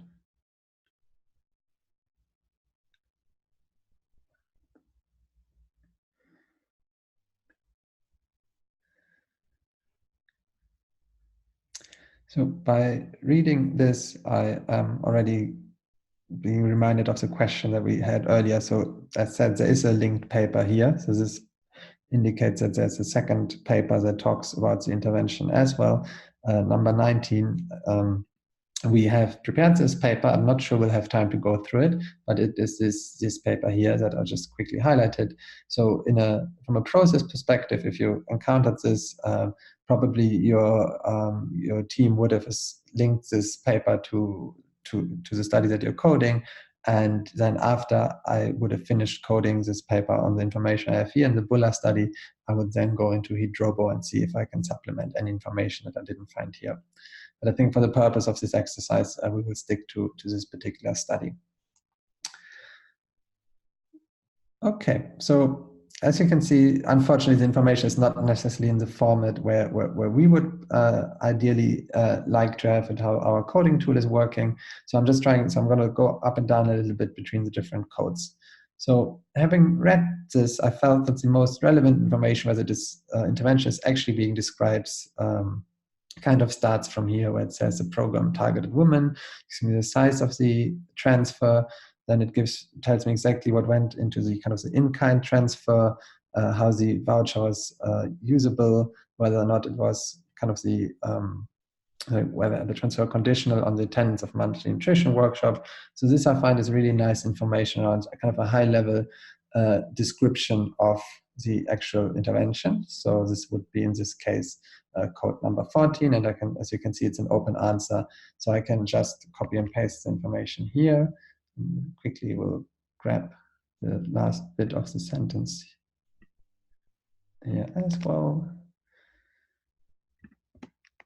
And seeing that this is now slightly more substantial information than earlier, here it would be good, as indicated in the guidance up here, to provide the page number where this information was collected from. So in this case, it doesn't really have proper page number, I suppose, so this would then be page number 2. So I would just either at the beginning or the end of this, what I've copied and pasted, just page number 2. And just, it would be lovely if you can kind of tidy this up for the illustration. Now I'm not, but yeah, so ideally it would look a little bit more neat. So yeah, but so I feel if somebody is going to want to have like literally looking just at the gist of what this intervention is about, that this particular text here was the most spot on in that sense. And now I'm also just reflecting on that. So I can see that kind of the conditionality, so that it's what the cash is based on, the getting cash as well as food. And then the conditionality really is the attendance of monthly nutrition workshops that focused on dietary kind of information around nutrition itself. So now I'm trying to reflect back from when I had to kind of categorize, well, what type of overall type provided is this? And I'd see, oh, well, it is kind of education, because there is a workshop around nutrition, but I would also, maybe because I'm coding this for the first time, I'd also wonder if maybe if this actually does count as an education incentive, or whether education was meant to be kind of primary school enrollment. And in that sense, so I think if you're not 100% sure, it's always good to leave a comment. So I would code this as 2, with the rationale that it is a nutritional workshop, so it's some form of education. But then I would flag that that this is actually nutrition education, or nutrition information, really, rather than primary or secondary, or maybe let's call this formal education in that sense. Because when you might find if somebody else has coded this, they could have said other and just say, no, nutrition to me is not education incentives. And this is kind of what you do encounter if you interpreting things differently. So it's always good to kind of have your rationale for your coding if you're not 100% sure. And not being 100% sure is kind of the norm, in particular if you're starting to code on a new project, to be honest. I'm being asked what the name of the program is about. And I have to be honest, from my reading, I didn't quite see a name. It is just, they're calling it the program here. So now it's, if there's no name, it says, then lists the location, for example, town, village. So in this sense, then I would copy and paste this text. It's a 6-month food assistant program, which is kind of namey enough in my personal opinion. And then it gives me the location information here that is being requested in the code.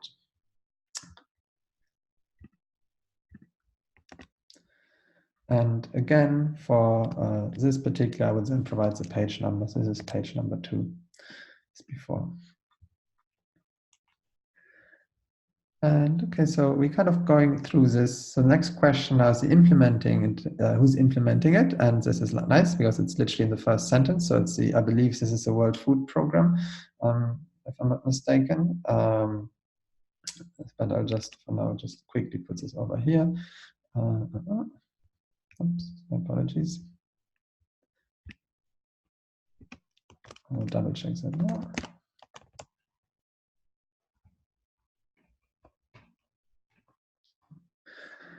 And I mean, I have in mind that there was information on the conflict of interest earlier, so there might be more information to come back to. So I'm keeping a mental note at this point. So what is the entity? What entity is the implementing agency, or what type it is?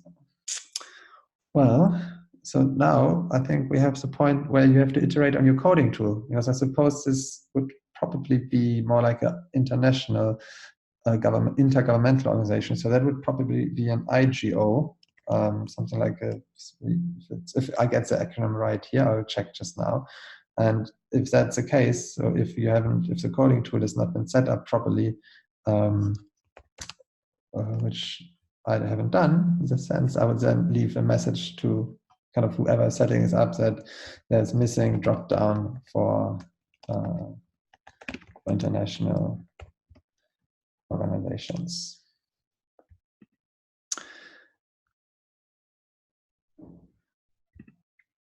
And now it's asking about the funding agency of the intervention itself. So it tells me here that WFP has implemented, but it doesn't necessarily tell who has funded it. So at this point, I would then go back down to the funding information that I'd seen earlier on in the study when I kind of gave a check to see if there's any additional information that was provided here. And hopefully I'll find my acronym here as well. Yeah, so I was, okay, at least I didn't get this wrong. So it was indeed the World Food Program. So it's 3 years funded the study. The data collection in particular has been funded by CGIA. IFPRI, Government of Spain. Oh, sorry, data collection was funded by CGIA, IFPRI, and the Government of Spain, received through the World Food Program. The funding bodies did not play a role in the design and study, so that's great. But it still doesn't quite give me 100% clarity on who's funded the intervention itself. It kind of gives me information who's funded the different parts of the study. Okay, so far my reading of this would be that I'm not sure who's actually funded the intervention itself. It could be that it's a state-run program or a provincial program, provincial government, but I would just say unclear.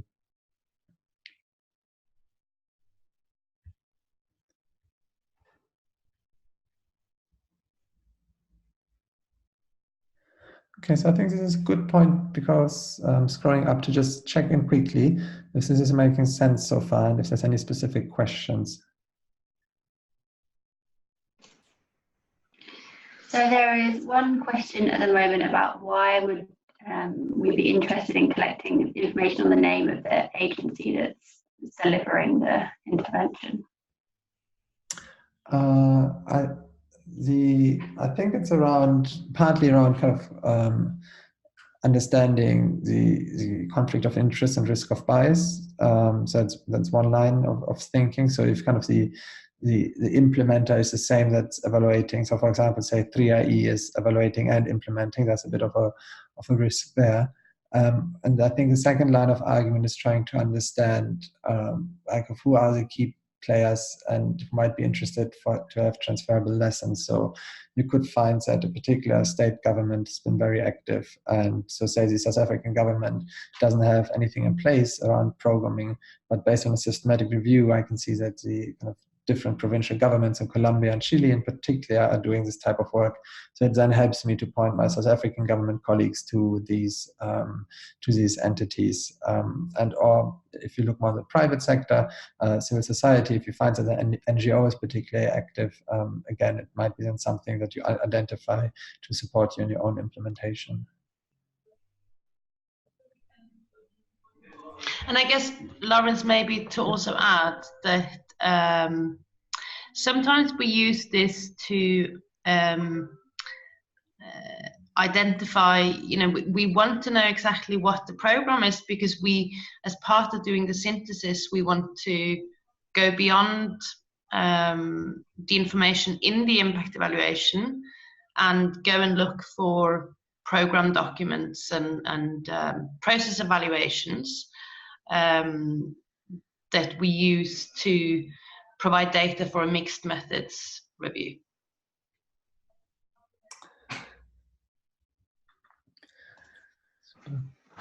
Great, so there is no more open questions at the moment. Cool, brilliant. Okay, so now we're coming kind of to more granular codes around the intervention itself. So here we're being asked around, well, what is the actual size and frequency of the cash payment? So I had information in here, I believe. That program was targeted at women and consists of monthly transfers equivalent to $40. So I would select this particular text here. Apologies. And I would, no, that was not what I wanted to do. And again, I would say this is page 2. Like, this is nice, but it's all in one place. These page numbers do help if it's a bit more, I suppose, dispersed. The only thing I would add here is, because this code asks me actually on, the amount of cash, and this is the cash equivalent to in-kind, kind of to both cash and food vouchers and food transfers. So I just add this here for clarification.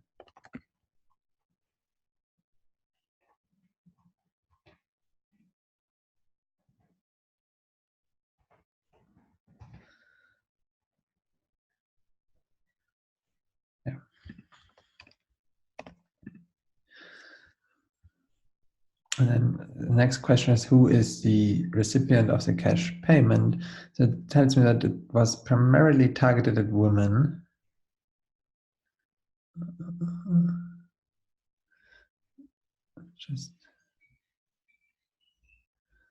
It also tells me that there was some form of poverty or income-based selection criteria. That's more who went in, and then based on the targeted woman, that's what here tells us what they gave them. Here's kind of the method of how the cash was given. This is kind of the conditionality. So it doesn't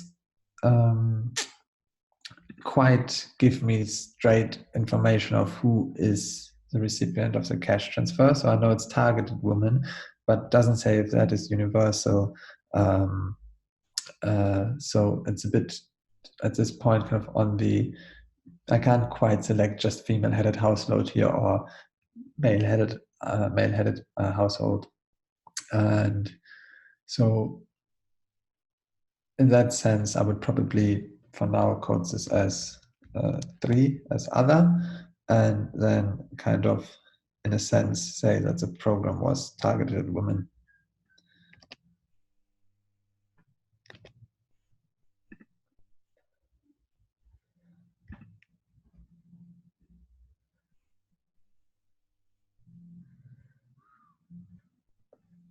Okay. The next one is around the scale of the intervention. So I think we had this earlier in the first sentence. There are 7 urban centers in the northern province of kind of 2 provinces are being mentioned. So I think it's fair to then, in that sense, kind of code this as targeted regional.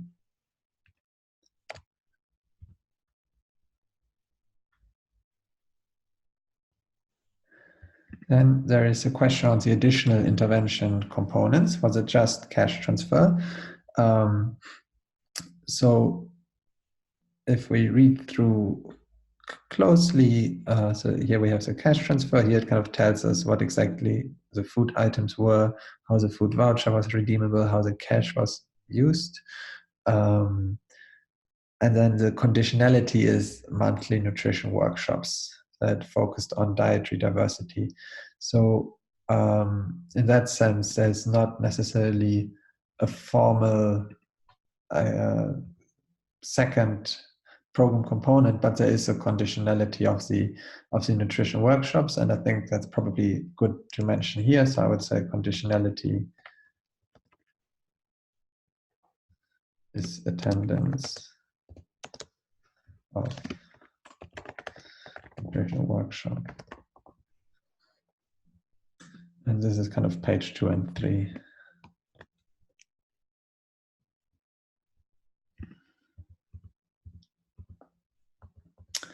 So now I'm being asked around the objective of the intervention itself. So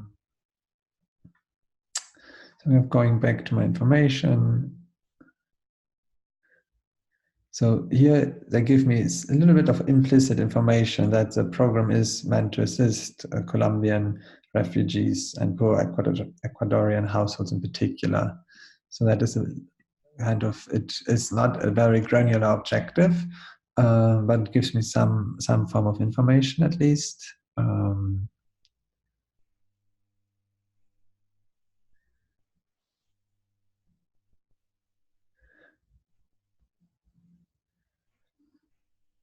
So yeah, so from a read of this particular information, that is kind of what I can at the highest level extract currently. So I would put this text here for now.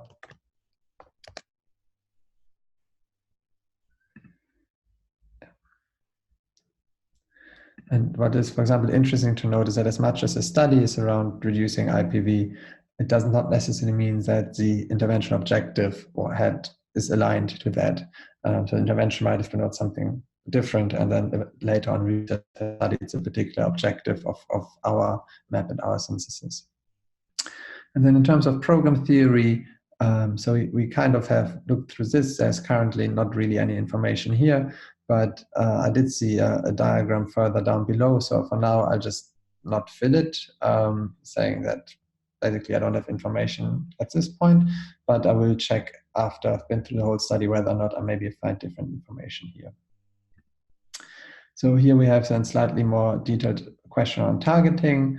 Again, we don't really have too much information necessarily here, apart from that they were primarily targeted at women, and I copy and paste the other one just on the kind of the income-based criteria.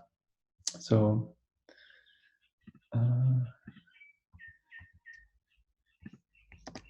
this is the information found here.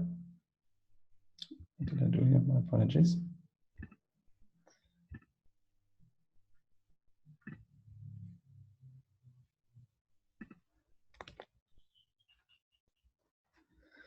And then the other part of the targeting we can find here, which is around program qualification in the first place.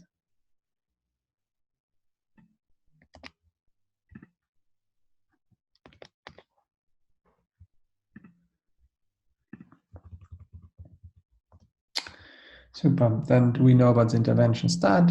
We can see that we have here, it's in 2011. I think that is, sorry, that was wrong. Let's see, in 2011. And then when does it end? I think it says it's a 6-month program. So it doesn't tell me the months when it starts, unfortunately. So I'd say 6 6 months. Assume that it's still in 2011.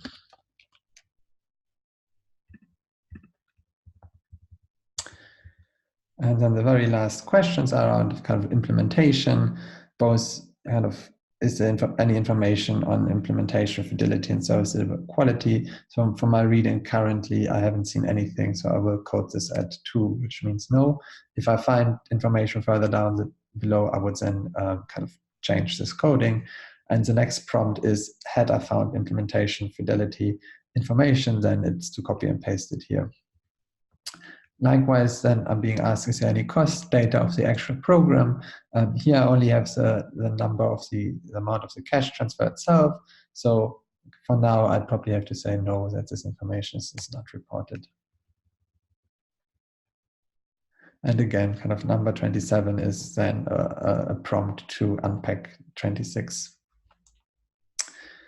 Okay, so I think this is on implementation. The part would be done. Next, we'll go a little bit more into the context. So let me stop and see if there's any pending questions or burning issues.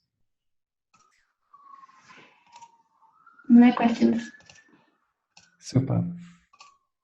So as you can see, so I hope the process is coming across. So I'll speed up a little bit to make sure we have time to cover also the effect sizes.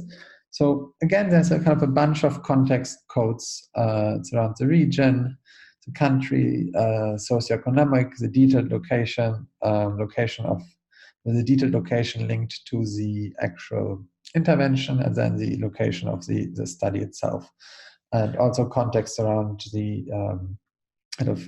gender issues. So this probably will be found in slightly different places, so it's unlikely that you have it all in one paragraph nicely as we had it earlier on. So I'll quickly check from what we have given. So this is kind of giving me the region. Here we have the map, which is nice.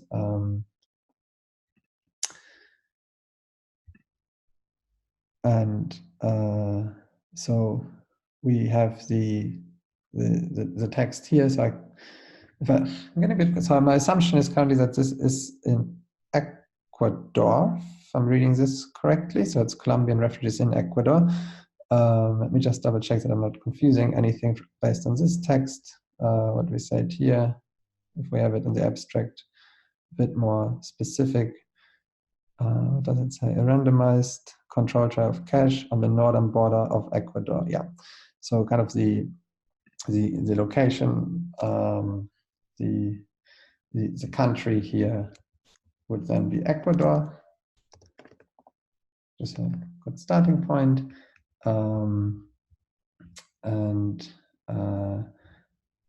If I then know what is the country, at that point it makes sense to kind of do a few of the more generic codes. So what region the study is located is following the country in that sense. So I think for Ecuador, it's probably fairly easy. From this drop down, you would select Latin America here. But just to say, for some countries, it might be a bit more messy. And the link provided here takes you to a site where you can find guidance on this. So I hope my screen has changed to the World Bank page. Jen, can you confirm that the World Bank screen is showing? Yes, we can see it. Super, yeah.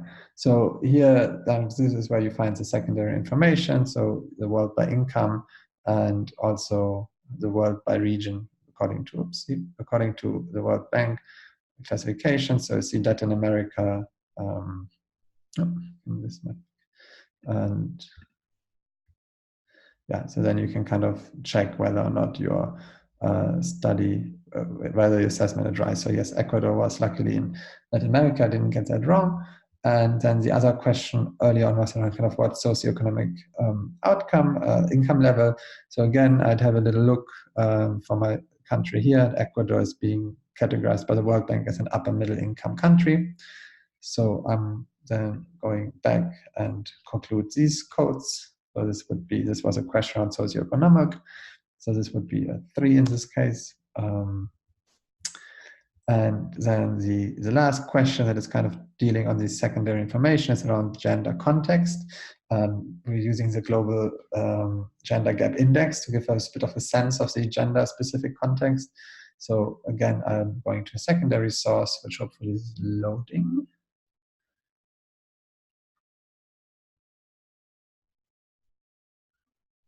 Brilliant. And now I'd have to find, oh, lovely. Let's see. We'll go to Ecuador here quickly. Okay, so here we have its global gap index. In 2018, the latest one was 0.73. And so it provides this information here. So this is the secondary information that I wouldn't be able to find in the study itself. And to go to these pages, it's fairly straightforward. The hyperlink is embedded here. So yeah, so we started, we have done region, we've done country, the detailed location. So I think we have kind of the information in the abstract around the northern border of Ecuador. So I'm copying this across, and then I'm also copying the slightly more detailed information here.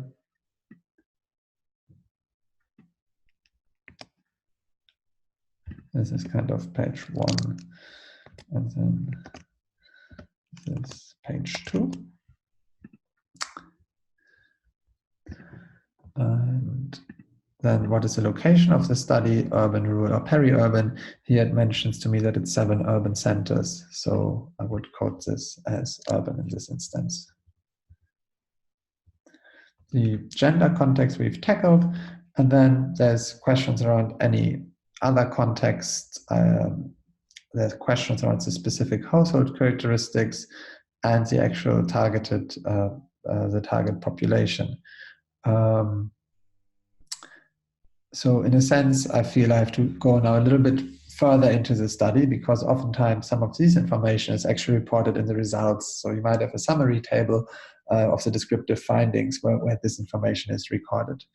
So we've kind of so far extracted a lot of information from this single paragraph. So now I'm going a bit deeper into my study and see what's happening. So here we have, now we're talking about the study design, it's mixed method. And so I'm still explaining a little bit here. Here they're telling us about the qualitative sample. Doesn't necessarily give me further characteristics or context factors. Talk about the quantitative design now.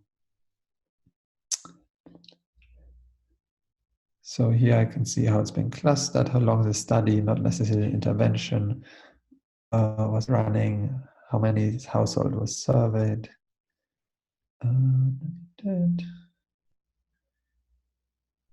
This tells me about the household survey itself.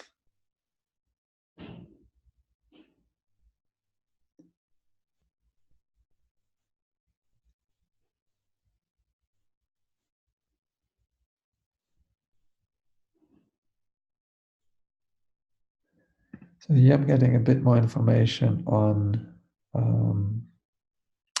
how they identified study participants itself.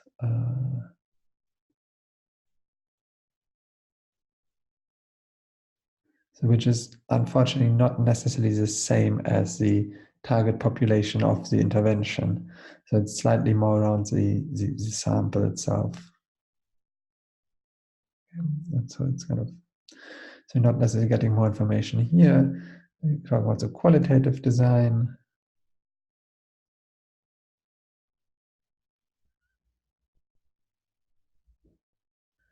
And when the qualitative study was a little later than the RCT, tells me that it happens in 2 of the urban centers in each province. So it's kind of a subsample of the 7 urban centers for the entire study. Okay, so not necessarily any new information in here. Then we have ethics approval. discussions. So that's just, as much as this is crucial, it's not necessarily linked to our data extraction. So I would just trim the first sentence of the paragraph. So this is our data collection and analysis.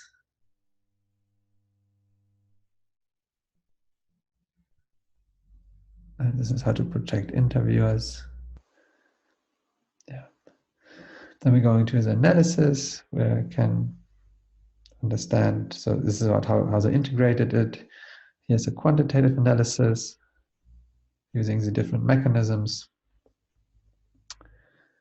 And randomization. This is the, now we're coming to the outcomes, which I will leave a mark because I know I will have to come back to this. Like, outcomes extraction is really crucial for effect sizes. So it's nice if you have a clear explanation for how they're structured, but not necessarily helping me with my context right now. And then I'm going to the qualitative analysis. Also nothing, skimming the first sentence, nothing really. This is an outcome table already. So now I'm seeing maybe in the results there's some descriptive information, but they kind of go straight into the impact. As you can see here, our combined results suggest had an impact on 3 overlapping pathways. So not giving me much of additional descriptive information, unfortunately. Then we're going into contextual findings. So this could potentially be interesting if it's kind of on a more descriptive level.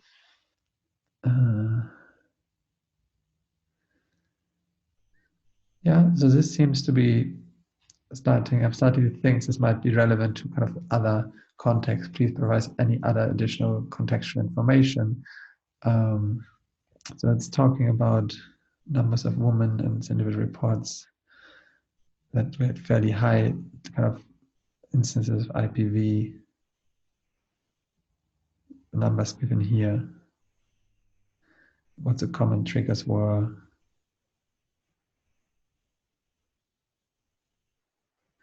So I think this could potentially be of importance. So at this point, I would copy and paste this text across. And this is on page 6.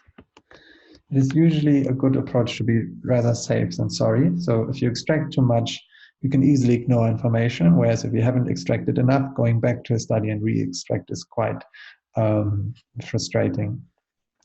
What you don't want to do necessarily, though, is if there's an entire set of just qualitative findings, to copy and paste them all as context. So I think you have to be a bit careful that you're not treating analytical qualitative findings as just a description of what's happening. But this is fairly clearly titled around kind of the contextual findings only. So I'm at this point confident to use it. Yeah, and and there's one sentence that I've missed that I think I will add afterwards. And yeah, then we kind of go into the transfers and productive pathways. And I can see there's a really elaborate diagram here, which makes me think of my point earlier around theory of change that I left blank. It's a bit tricky because it's slightly more than a theory of change with intervention. It's an analytical model that the researchers have developed based on their analysis. So it's technically speaking not a program theory, but seeing how important it is to understand these issues, I would just leave a note by here and say detailed discussion on outcome pathways. See, I think this is figure 2 if I'm not mistaken. Yeah, so it's kind of, again, this principle of like rather doing too much than too little, at least you flagged it that there is some information available here.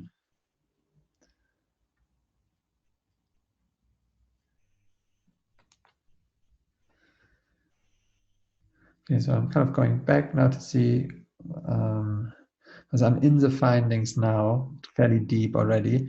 So it's unlikely that I necessarily will find my context codes that I'm still looking for. So I think I haven't talked much about household characteristics, unfortunately.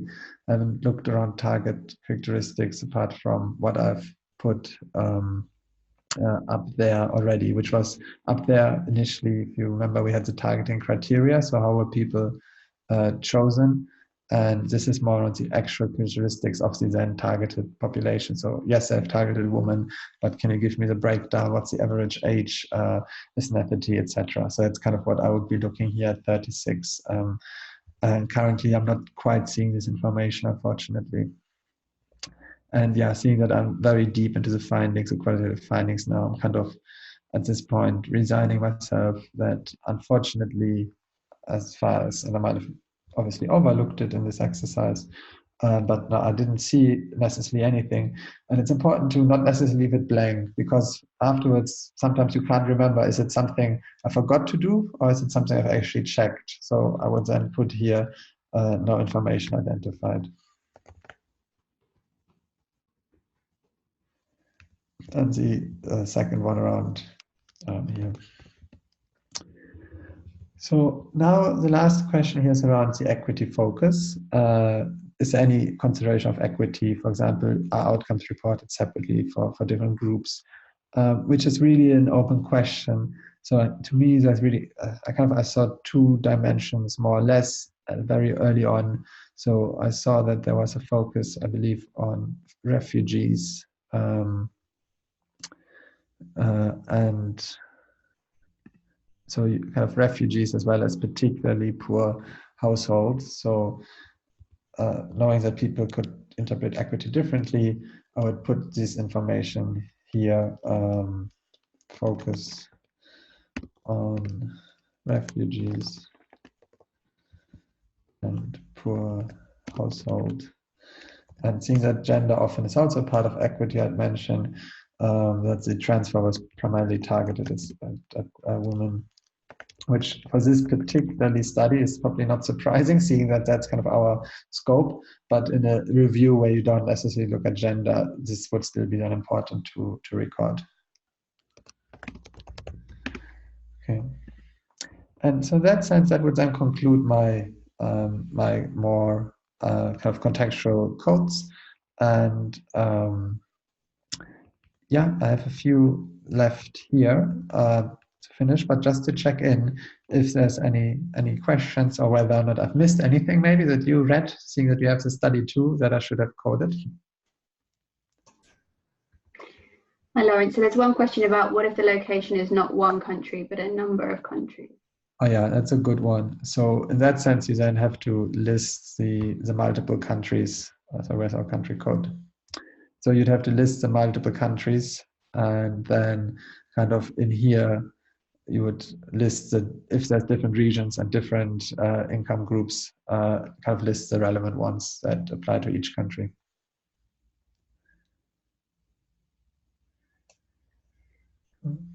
That was the only question. Super. And have I missed anything, my fellow panelists?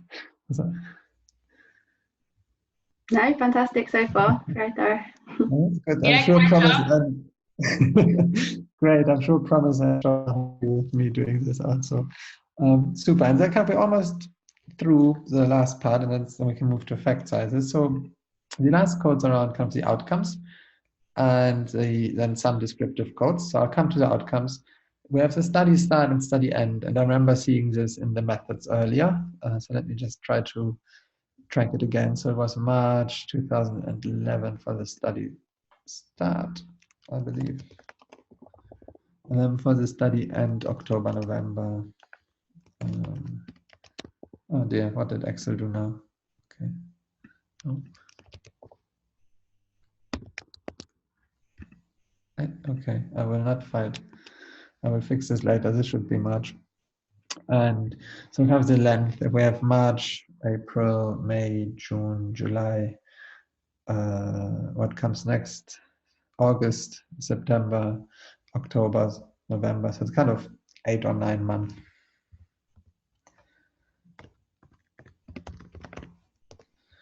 Super. And the last one is describes the sample selection. How is the study population sampled and why? Include any sampling strategy and justification. So we had this in multiple points actually. So we have in here the income-based program qualification, which is not necessarily the same as a study sample. So this is a slight difference. So this is around how did the who was involved in the actual program. So I can't quite use this, but I did see, I think, in the methods on the RCT, that did tell me a little bit more how the population was sampled. Yeah, so here it talks about the 148 clusters by province into 4 groups. They surveyed 2,300 households. So it's not a lot of information necessarily, but it is probably at least a little bit. How the enumerators worked is not relevant to this question, so I should have copied that. So yeah, so here we have the sample, and then we have, this would be on page 4. Okay, so coming back to the outcomes then, which is really where we kind of leading over into effect sizes. So here it is really just a high-level answer to get you to think what outcomes are measured, because you're zooming into more detail in the outcomes actually in the effect size calculation.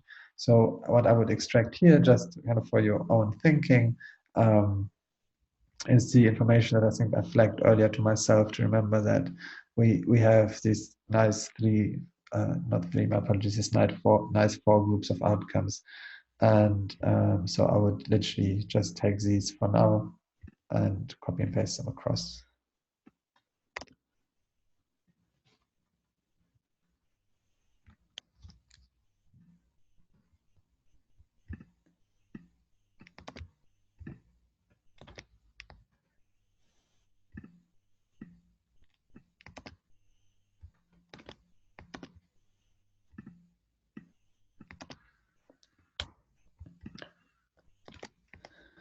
And this was kind of on page 5.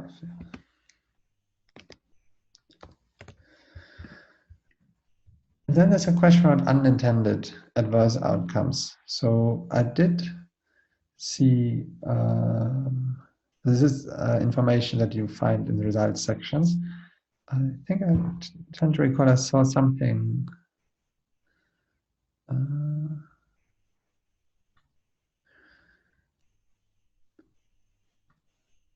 This is kind of contextual. What do we have here? Results overall, first pathway, decreased conflict, financial stability.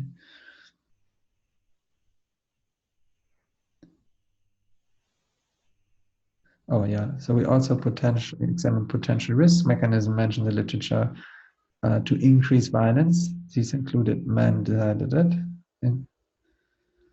Okay, so what did they find though? Mentions which. Okay, so we kind of have to, so they clearly looked for these unintended ones.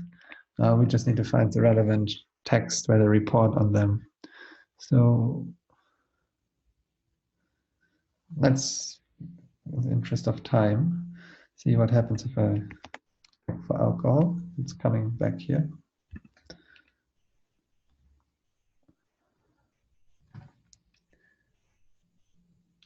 Okay, so this is in the contextual findings. Oh, here's a risk pathway, very nice. So we have quite a bit of information on these unintended risks. So what we want is kind of the overall finding. So let's see if we can identify this. Okay, so here we have kind of the high level information that even though this was seen as it could have been an unintended outcome, that they actually did not systematically find any information, any data on it. So that would be the first bit of information. And this is on page 10.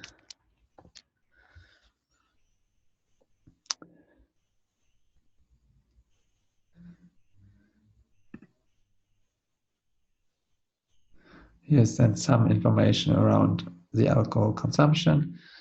Oopsie. which again I would copy and paste.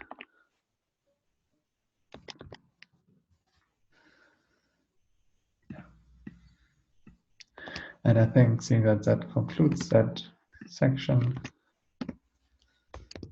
that is then probably all the information at this point that we have on unintended outcomes.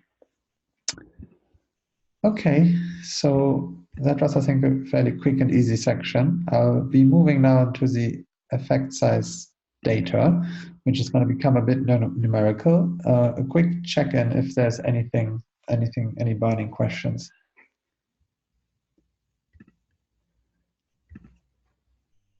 Not at the moment, not in the Q&A. Cool. Brilliant. So our effect size sheet is really around getting numerical data out of our study so that we can calculate a standardized effect per study and use it for our synthesis. Because as you can imagine, it's really difficult to make sense of study findings if they're not comparable. So if I have a South African study that says, well, the South African indicator on gender-based violence went down by 10 points. And then I have a study from Colombia that says female side decreased by 10%. And I have another study from Cameroon that says the global gap index has increased.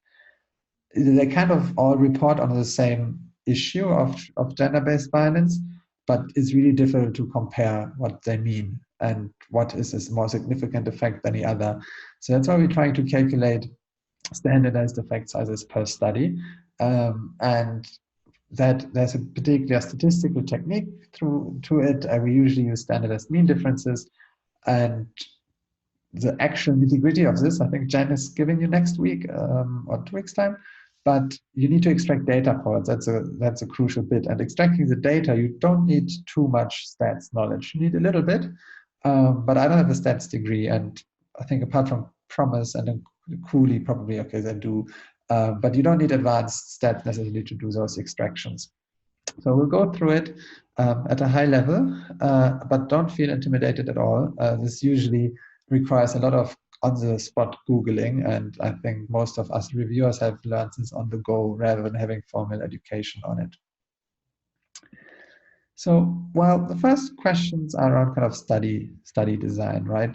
And here it's asked me what design type, and we have a drop-down, RCT, cluster RCT, quite a few. Don't feel intimidated by them. They're all fairly easily Googleable. So if you want to know what a regression discontinuity design is, you can Google it, and I believe it might also be in our protocol. So for this study, it was actually fairly easy. We know it's a mixed method study, but we're a bit more interested in the quantitative bit. So they told me, I think in the abstract already on in the mixed method study, used a randomized controlled trial, so that could have been one. And then I just have to double check, is it a cluster RCT or a normal one? And I think I saw something around clusters earlier. And this information on research design, surprise, surprise, you find in the methods. And then here the RCT says 148 clusters, fine. So it's a cluster RCT, I'll code this as 2. Question around methods of data collection. How do the authors collect data for the study? They were telling us that they had household surveys. So I will select this text, maybe this whole text rather. And it's an open answer. So I would say household survey, and then I'd copy and paste the text here. And I think this is on page 4. Super. And now we're being asked, what is the method of analysis? And yeah, that's where this whole exercise becomes lots of fun, because who doesn't love a good different regression analysis? So let's see what they did. Quantitative design. This is more still on the sample here. Then we go to the qualitative design. I tend to recall that there was a section just on the quantitative analysis. Indeed, there was. So here we start. Estimate pro impacts, possible mechanism. It's all nice. They're telling us that it's an intention to treat estimate using an ANCOVA modeling, controlling for stuff, which is lovely. They use data, randomization was successful, they did sensitivity analysis. So this all shows me that, well, they're kind of doing their job well, at least on the outside. But in all fairness, it doesn't give me a lot of the actual analysis itself. So it doesn't tell me, is this was this kind of a matched ANCOVA? It doesn't, or was it a difference? So tricky at this point, in all fairness. So we have the outcome table, and I will focus on table 2 in the interest of the illustration. Well, what does that tell me at this point?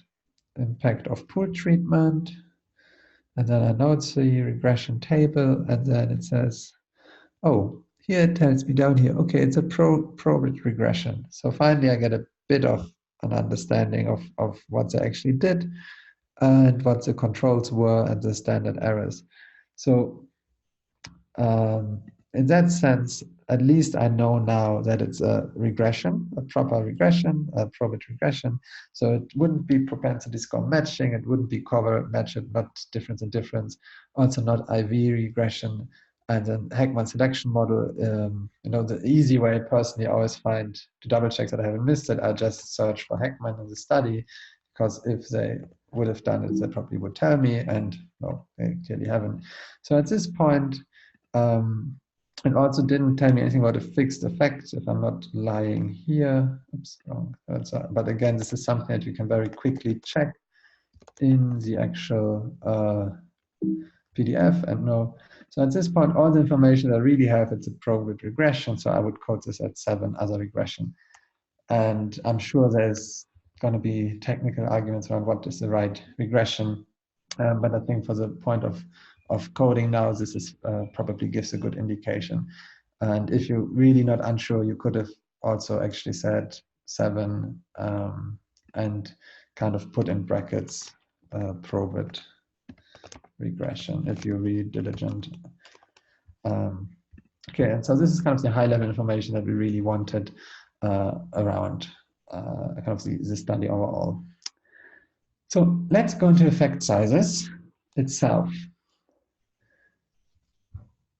So which page contains effect size data?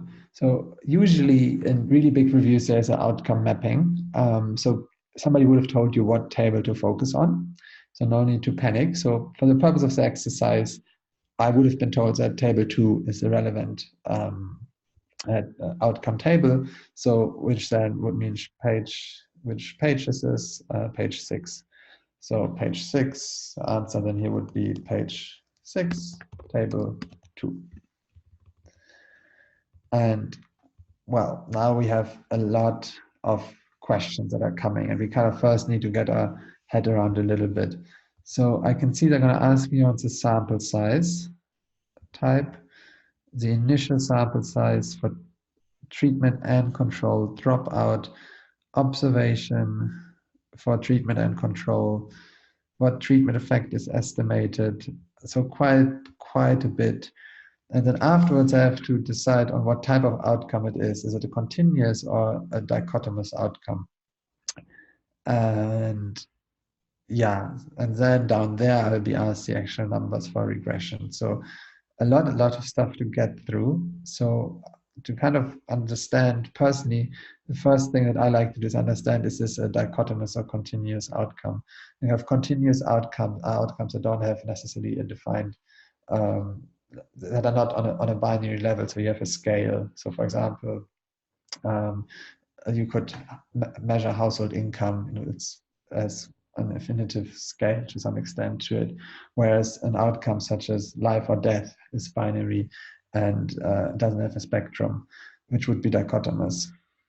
So I kind of need to understand a bit better what is on my table here, what relevant information my outcome is about.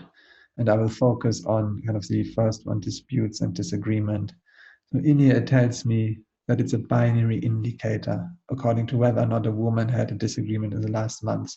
So it's basically coded as 1 for conflict or 0 for no conflict. So in that sense, it's binary, and this would mean that I have to look at the dichotomous outcomes, which is nice in that sense, because I know that this whole thing of the coding tool now I can ignore. So I'm quite happy that I understand it's a dichotomous outcome.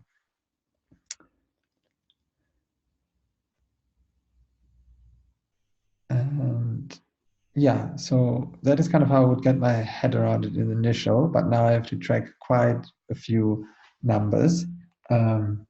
And there's not one approach to it. So I personally, and my colleagues might not like what I'm doing, but I personally actually like to start with a table that has the key information. So it's almost like starting at the end of this sheet around the regression values itself. So I know this was my outcome table, and now I have to decide which outcome to use. So I can see here, this is all around disputes and disagreements, but different ones. This is disputes over work for pay, disputes over children's education, etc., etc. And then there's any disputes. So we usually do want the most comprehensive outcome that is possible. So this is kind of a composite outcome for all of these, and therefore I would focus on any disputes. And in your protocol, there will be a little decision flowchart to make those allocations as well as guidance. So what do I have here? So I have a regression coefficient here, and I have a standard error for it here, which I know are kind of key, really the key outcome metrics that is needed. So they're being asked in our lovely tool around regression information. So they're being asked here, what is the coefficient? And I would put my coefficient here, and then I put, oh, what did I do? Okay, I might not. So yeah, better. So probably have to quickly.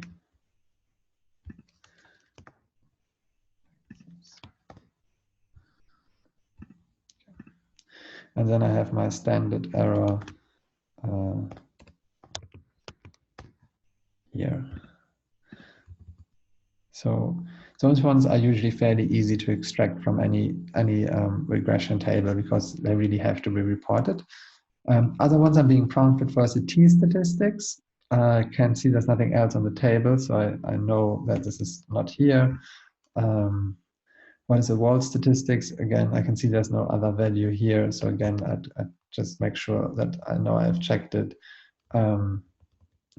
And yeah, so kind of no, I feel personally confident that I've kind of harvested anything I can from this table, apart from the actual sample size. So I have an N down here that indicates that I have 1,226 as a sample size. And now I have harvested this number, so I really do want to put it somewhere. So let us see if there's anything here that asks me around the sample size. So this is just the types of regressions. We'll come back to it. No, so I can see in here there's nothing that asks me around sample size. Here I'm now in the dichotomous bit. See if they ask me anything about sample size. They kind of starting to do, this is baseline number with outcome and treatment, sample size, baseline treatment, baseline number with control, sample size with control. So I'm kind of getting a bit frustrated because I only have the total sample size at this point here in my table.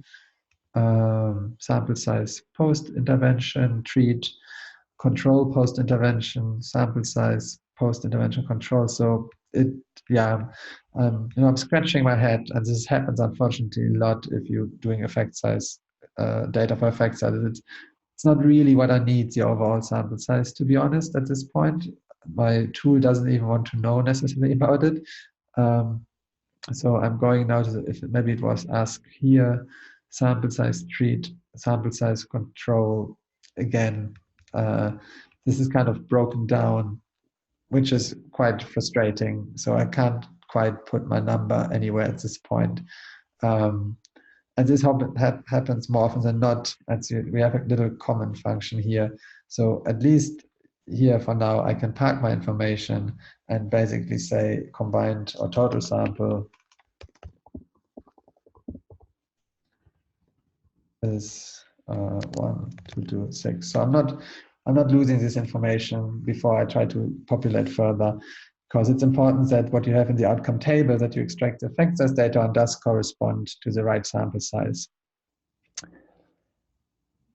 I do remember that I had seen something around clustering and samples earlier up here as well. So I'm going back here to this particular instance. But again, it gives me the total number of households serviced at baseline and at end line. But as you've kind of seen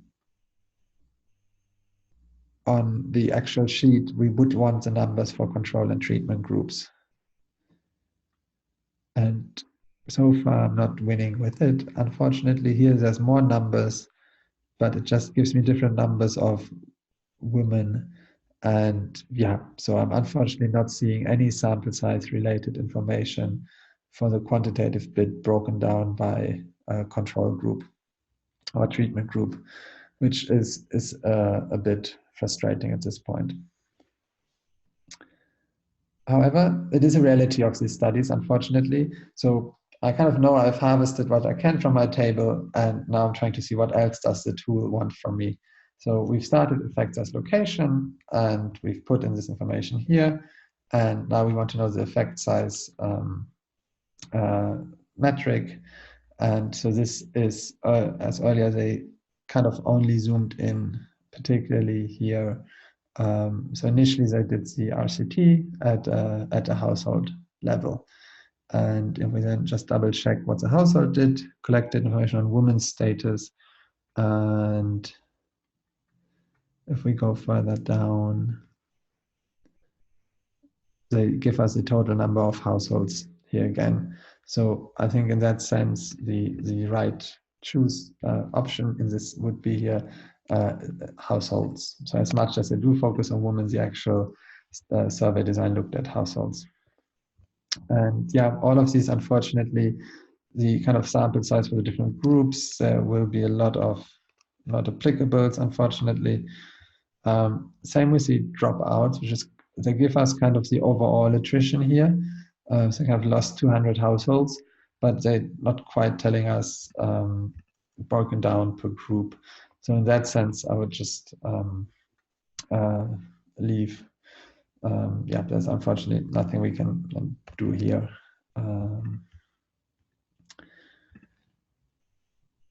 And so again, here we have the observation treatment, observation control. Again, it's unfortunately something that this particular study paper does not provide. So I will populate that now. And then treatment effect estimated. What is this? With all these acronyms? I think earlier on somewhere I saw ITT mentioned, if I'm not mistaken, in the analysis bit for the quant. So let's see that I'm not dreaming any of this.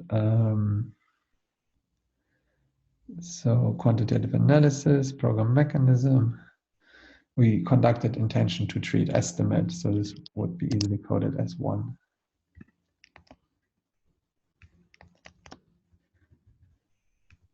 And yeah, so then we come to the outcome definition. Does the study give a precise definition of outcome X? It does indeed. So remember, we focused on disputes and disagreements.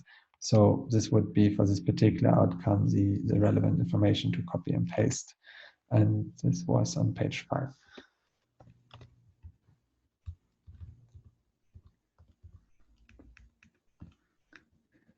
And now I'm being asked here around the different types of outcome, the kind of the information of the means, for example, of this outcome on disputes and disagreements, like how has it changed? So what was it in the treatment and the control group at the beginning, and what was it at end line?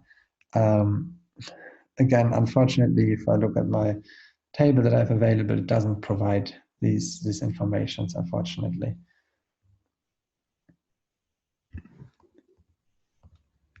So we kind of, these codes that you can see here, there's unfortunately nothing much that we can currently do about it. And there's a sample size again. This SD stands for standard deviation. In the treatment group only, again, something that we don't have available. Number in the treatment only, outcome and control. So all of these really detailed information we do not have available in our example study. And then there's for, if you have additional outcomes, we can kind of restate the information here. So if you wanted to make a case that we should look at locus of control and happiness, then you would kind of add this as a next outcome. So let me quickly stop here. I know it's fairly technical and numerical. We have one section left, which is not, again, there's not too much information available. But let me just check in quickly if there's any immediate reaction.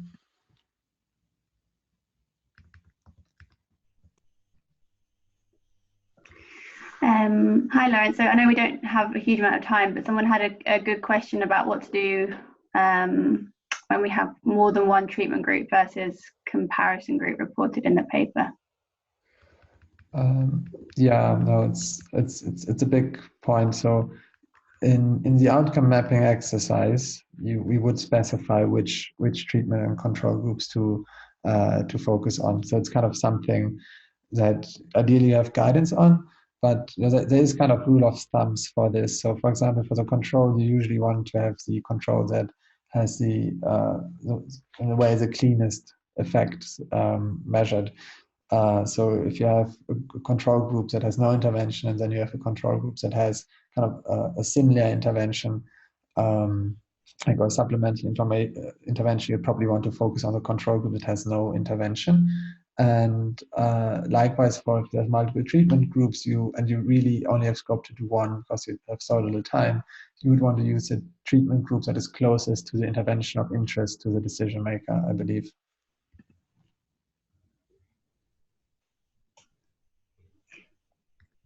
Yeah, I think that's the other question I think I can answer in the next session. Yeah, exactly. Yeah. So Jen will be the guru of how to make sense of everything. We're just here to try to extract.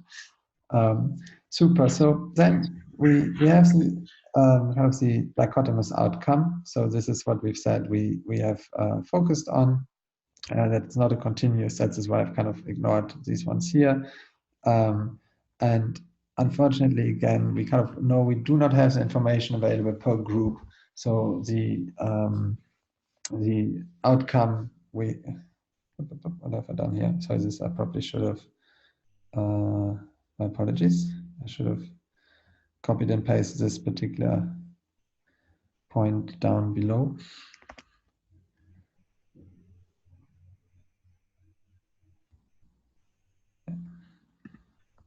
So we have chosen earlier on our outcome as the conflict one, but yeah. So this is the numeric information that we unfortunately have not necessarily available. So as you can see, every time it says treatment or control, our sample is not broken down in that way, unfortunately. So there's nothing in a sense we can extract for this. And yeah, so there's questions now on follow-up if you have multiple points in time. But again, we only have one data point here.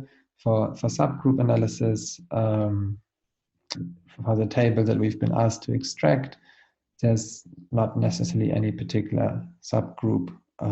So it's just the overall pooled treatment. I would then just double check the tables reported if any of them have a subgroup by any chance. And say table 4, table 5, none of them looks like they do. So in that sense, I would say there's no subgroup here available. And just to flag, so for all of them where I can't extract information, I would just put this to make sure that I know that I haven't missed them. Just in the interest of time, didn't go there. So then we're really almost done. We kind of coming back to where we started. And again, you can have a different system. I just like to kind of get to the meat immediately from my table. So we started here at the regression with our coefficients, where we still got excited. We knew we had some numerical information. Afterwards, there was a lot of nothing, unfortunately. So there's a few more questions on the regression itself. And so now it's really from a process perspective. So we know the study tells us that it was a two-bit regression, but our tool wants to know, is it an ordinary least square regression? Or, so there's really lots of different types of regression, Poisson, and then it has other regression types. So what I would do if I'm in a situation like that, I'd literally give it a very quick Google, and I just prepared this here, just have a quick see if maybe probit and logic is exactly the same, if I've never really understood these terms.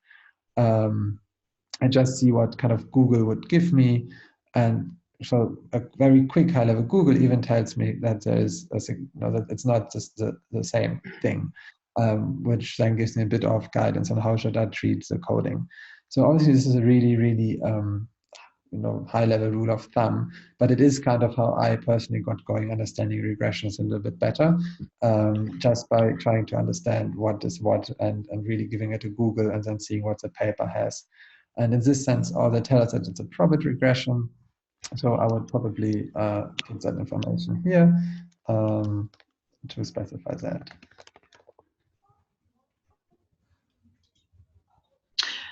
So Lawrence, yeah, just to say that we've got 5 minutes left, and I'm being told that I think there is a risk that we're actually being cut off on the hour. But I think that you're nearly done, right? Yeah, I think I can stop here. I think the rest is, again, there's nothing much. Here's just the indication of dichotomous outcome really, but otherwise I'm done. And I think from a process perspective, I hope it could give a sense of how this data extraction works. So feel free to chip in. Yeah, no, I think you've done a great and very thorough job, and I think that our webinar attendees have also done an amazing job. So there's been a few drop-offs, but actually we're considering that we're nearly hitting the 3-hour mark. I'm very grateful for all of you that have stayed, and I hope that this indicates that you are keen to learn and you're looking forward to working with us to produce this rapid review together. So there have been some great questions towards the end about different challenges when it comes to data extraction, things like multiple outcome variables, missing data, etc. So we'll send through, I think, all of you will be allocated a study for data extraction, and so over the next couple of days we'll send that through with some further guidance and also some further reading on some of those issues.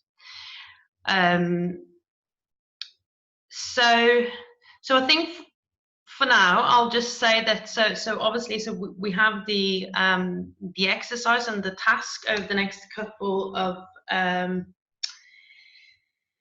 weeks, and then we have our next webinar coming up on the 1st of October, when we'll be no doubt discussing some of these issues that you have been facing in your data extraction, and we'll also cover risk of bias or critical appraisal of studies and calculating effect sizes. So using the data that you've extracted and to calculate the estimates that are provide the inputs to the meta-analysis.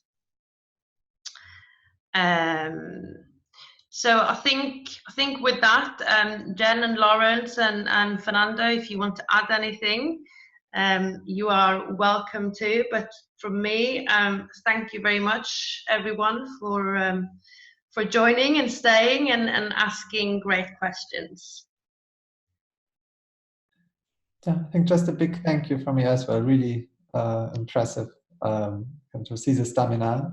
And yeah, it's a process that becomes standardized fairly quickly if you've done it a couple of times. And I think personally, I find it eventually quite interesting tracking, in particular the numerical numbers, and you get excited when you have an effect size at the end. So promise that Jen is going to have a really lovely session next time to use those numbers and this data.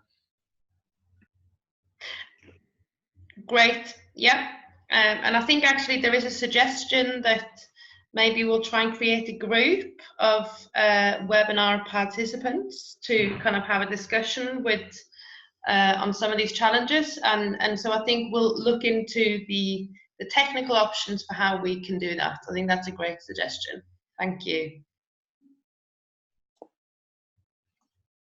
From us, also a big thank you for all the information that we have received today. I think that the presentation that Lager have done has been amazing, and there is a lot of work that we have to do. So yeah, thank you very much, and we'll keep tuned to the results of the webinar. Yes, and just finally to echo, thanks for everyone for having staying through the 3 hours and having some very engaged and on-topic questions. I hope to see many of you in the next seminar on the 1st of October. Yes, thank you very much. And just to say, this recorded webinar will be made available online, I think, on the webinar page. Great, thank you everyone.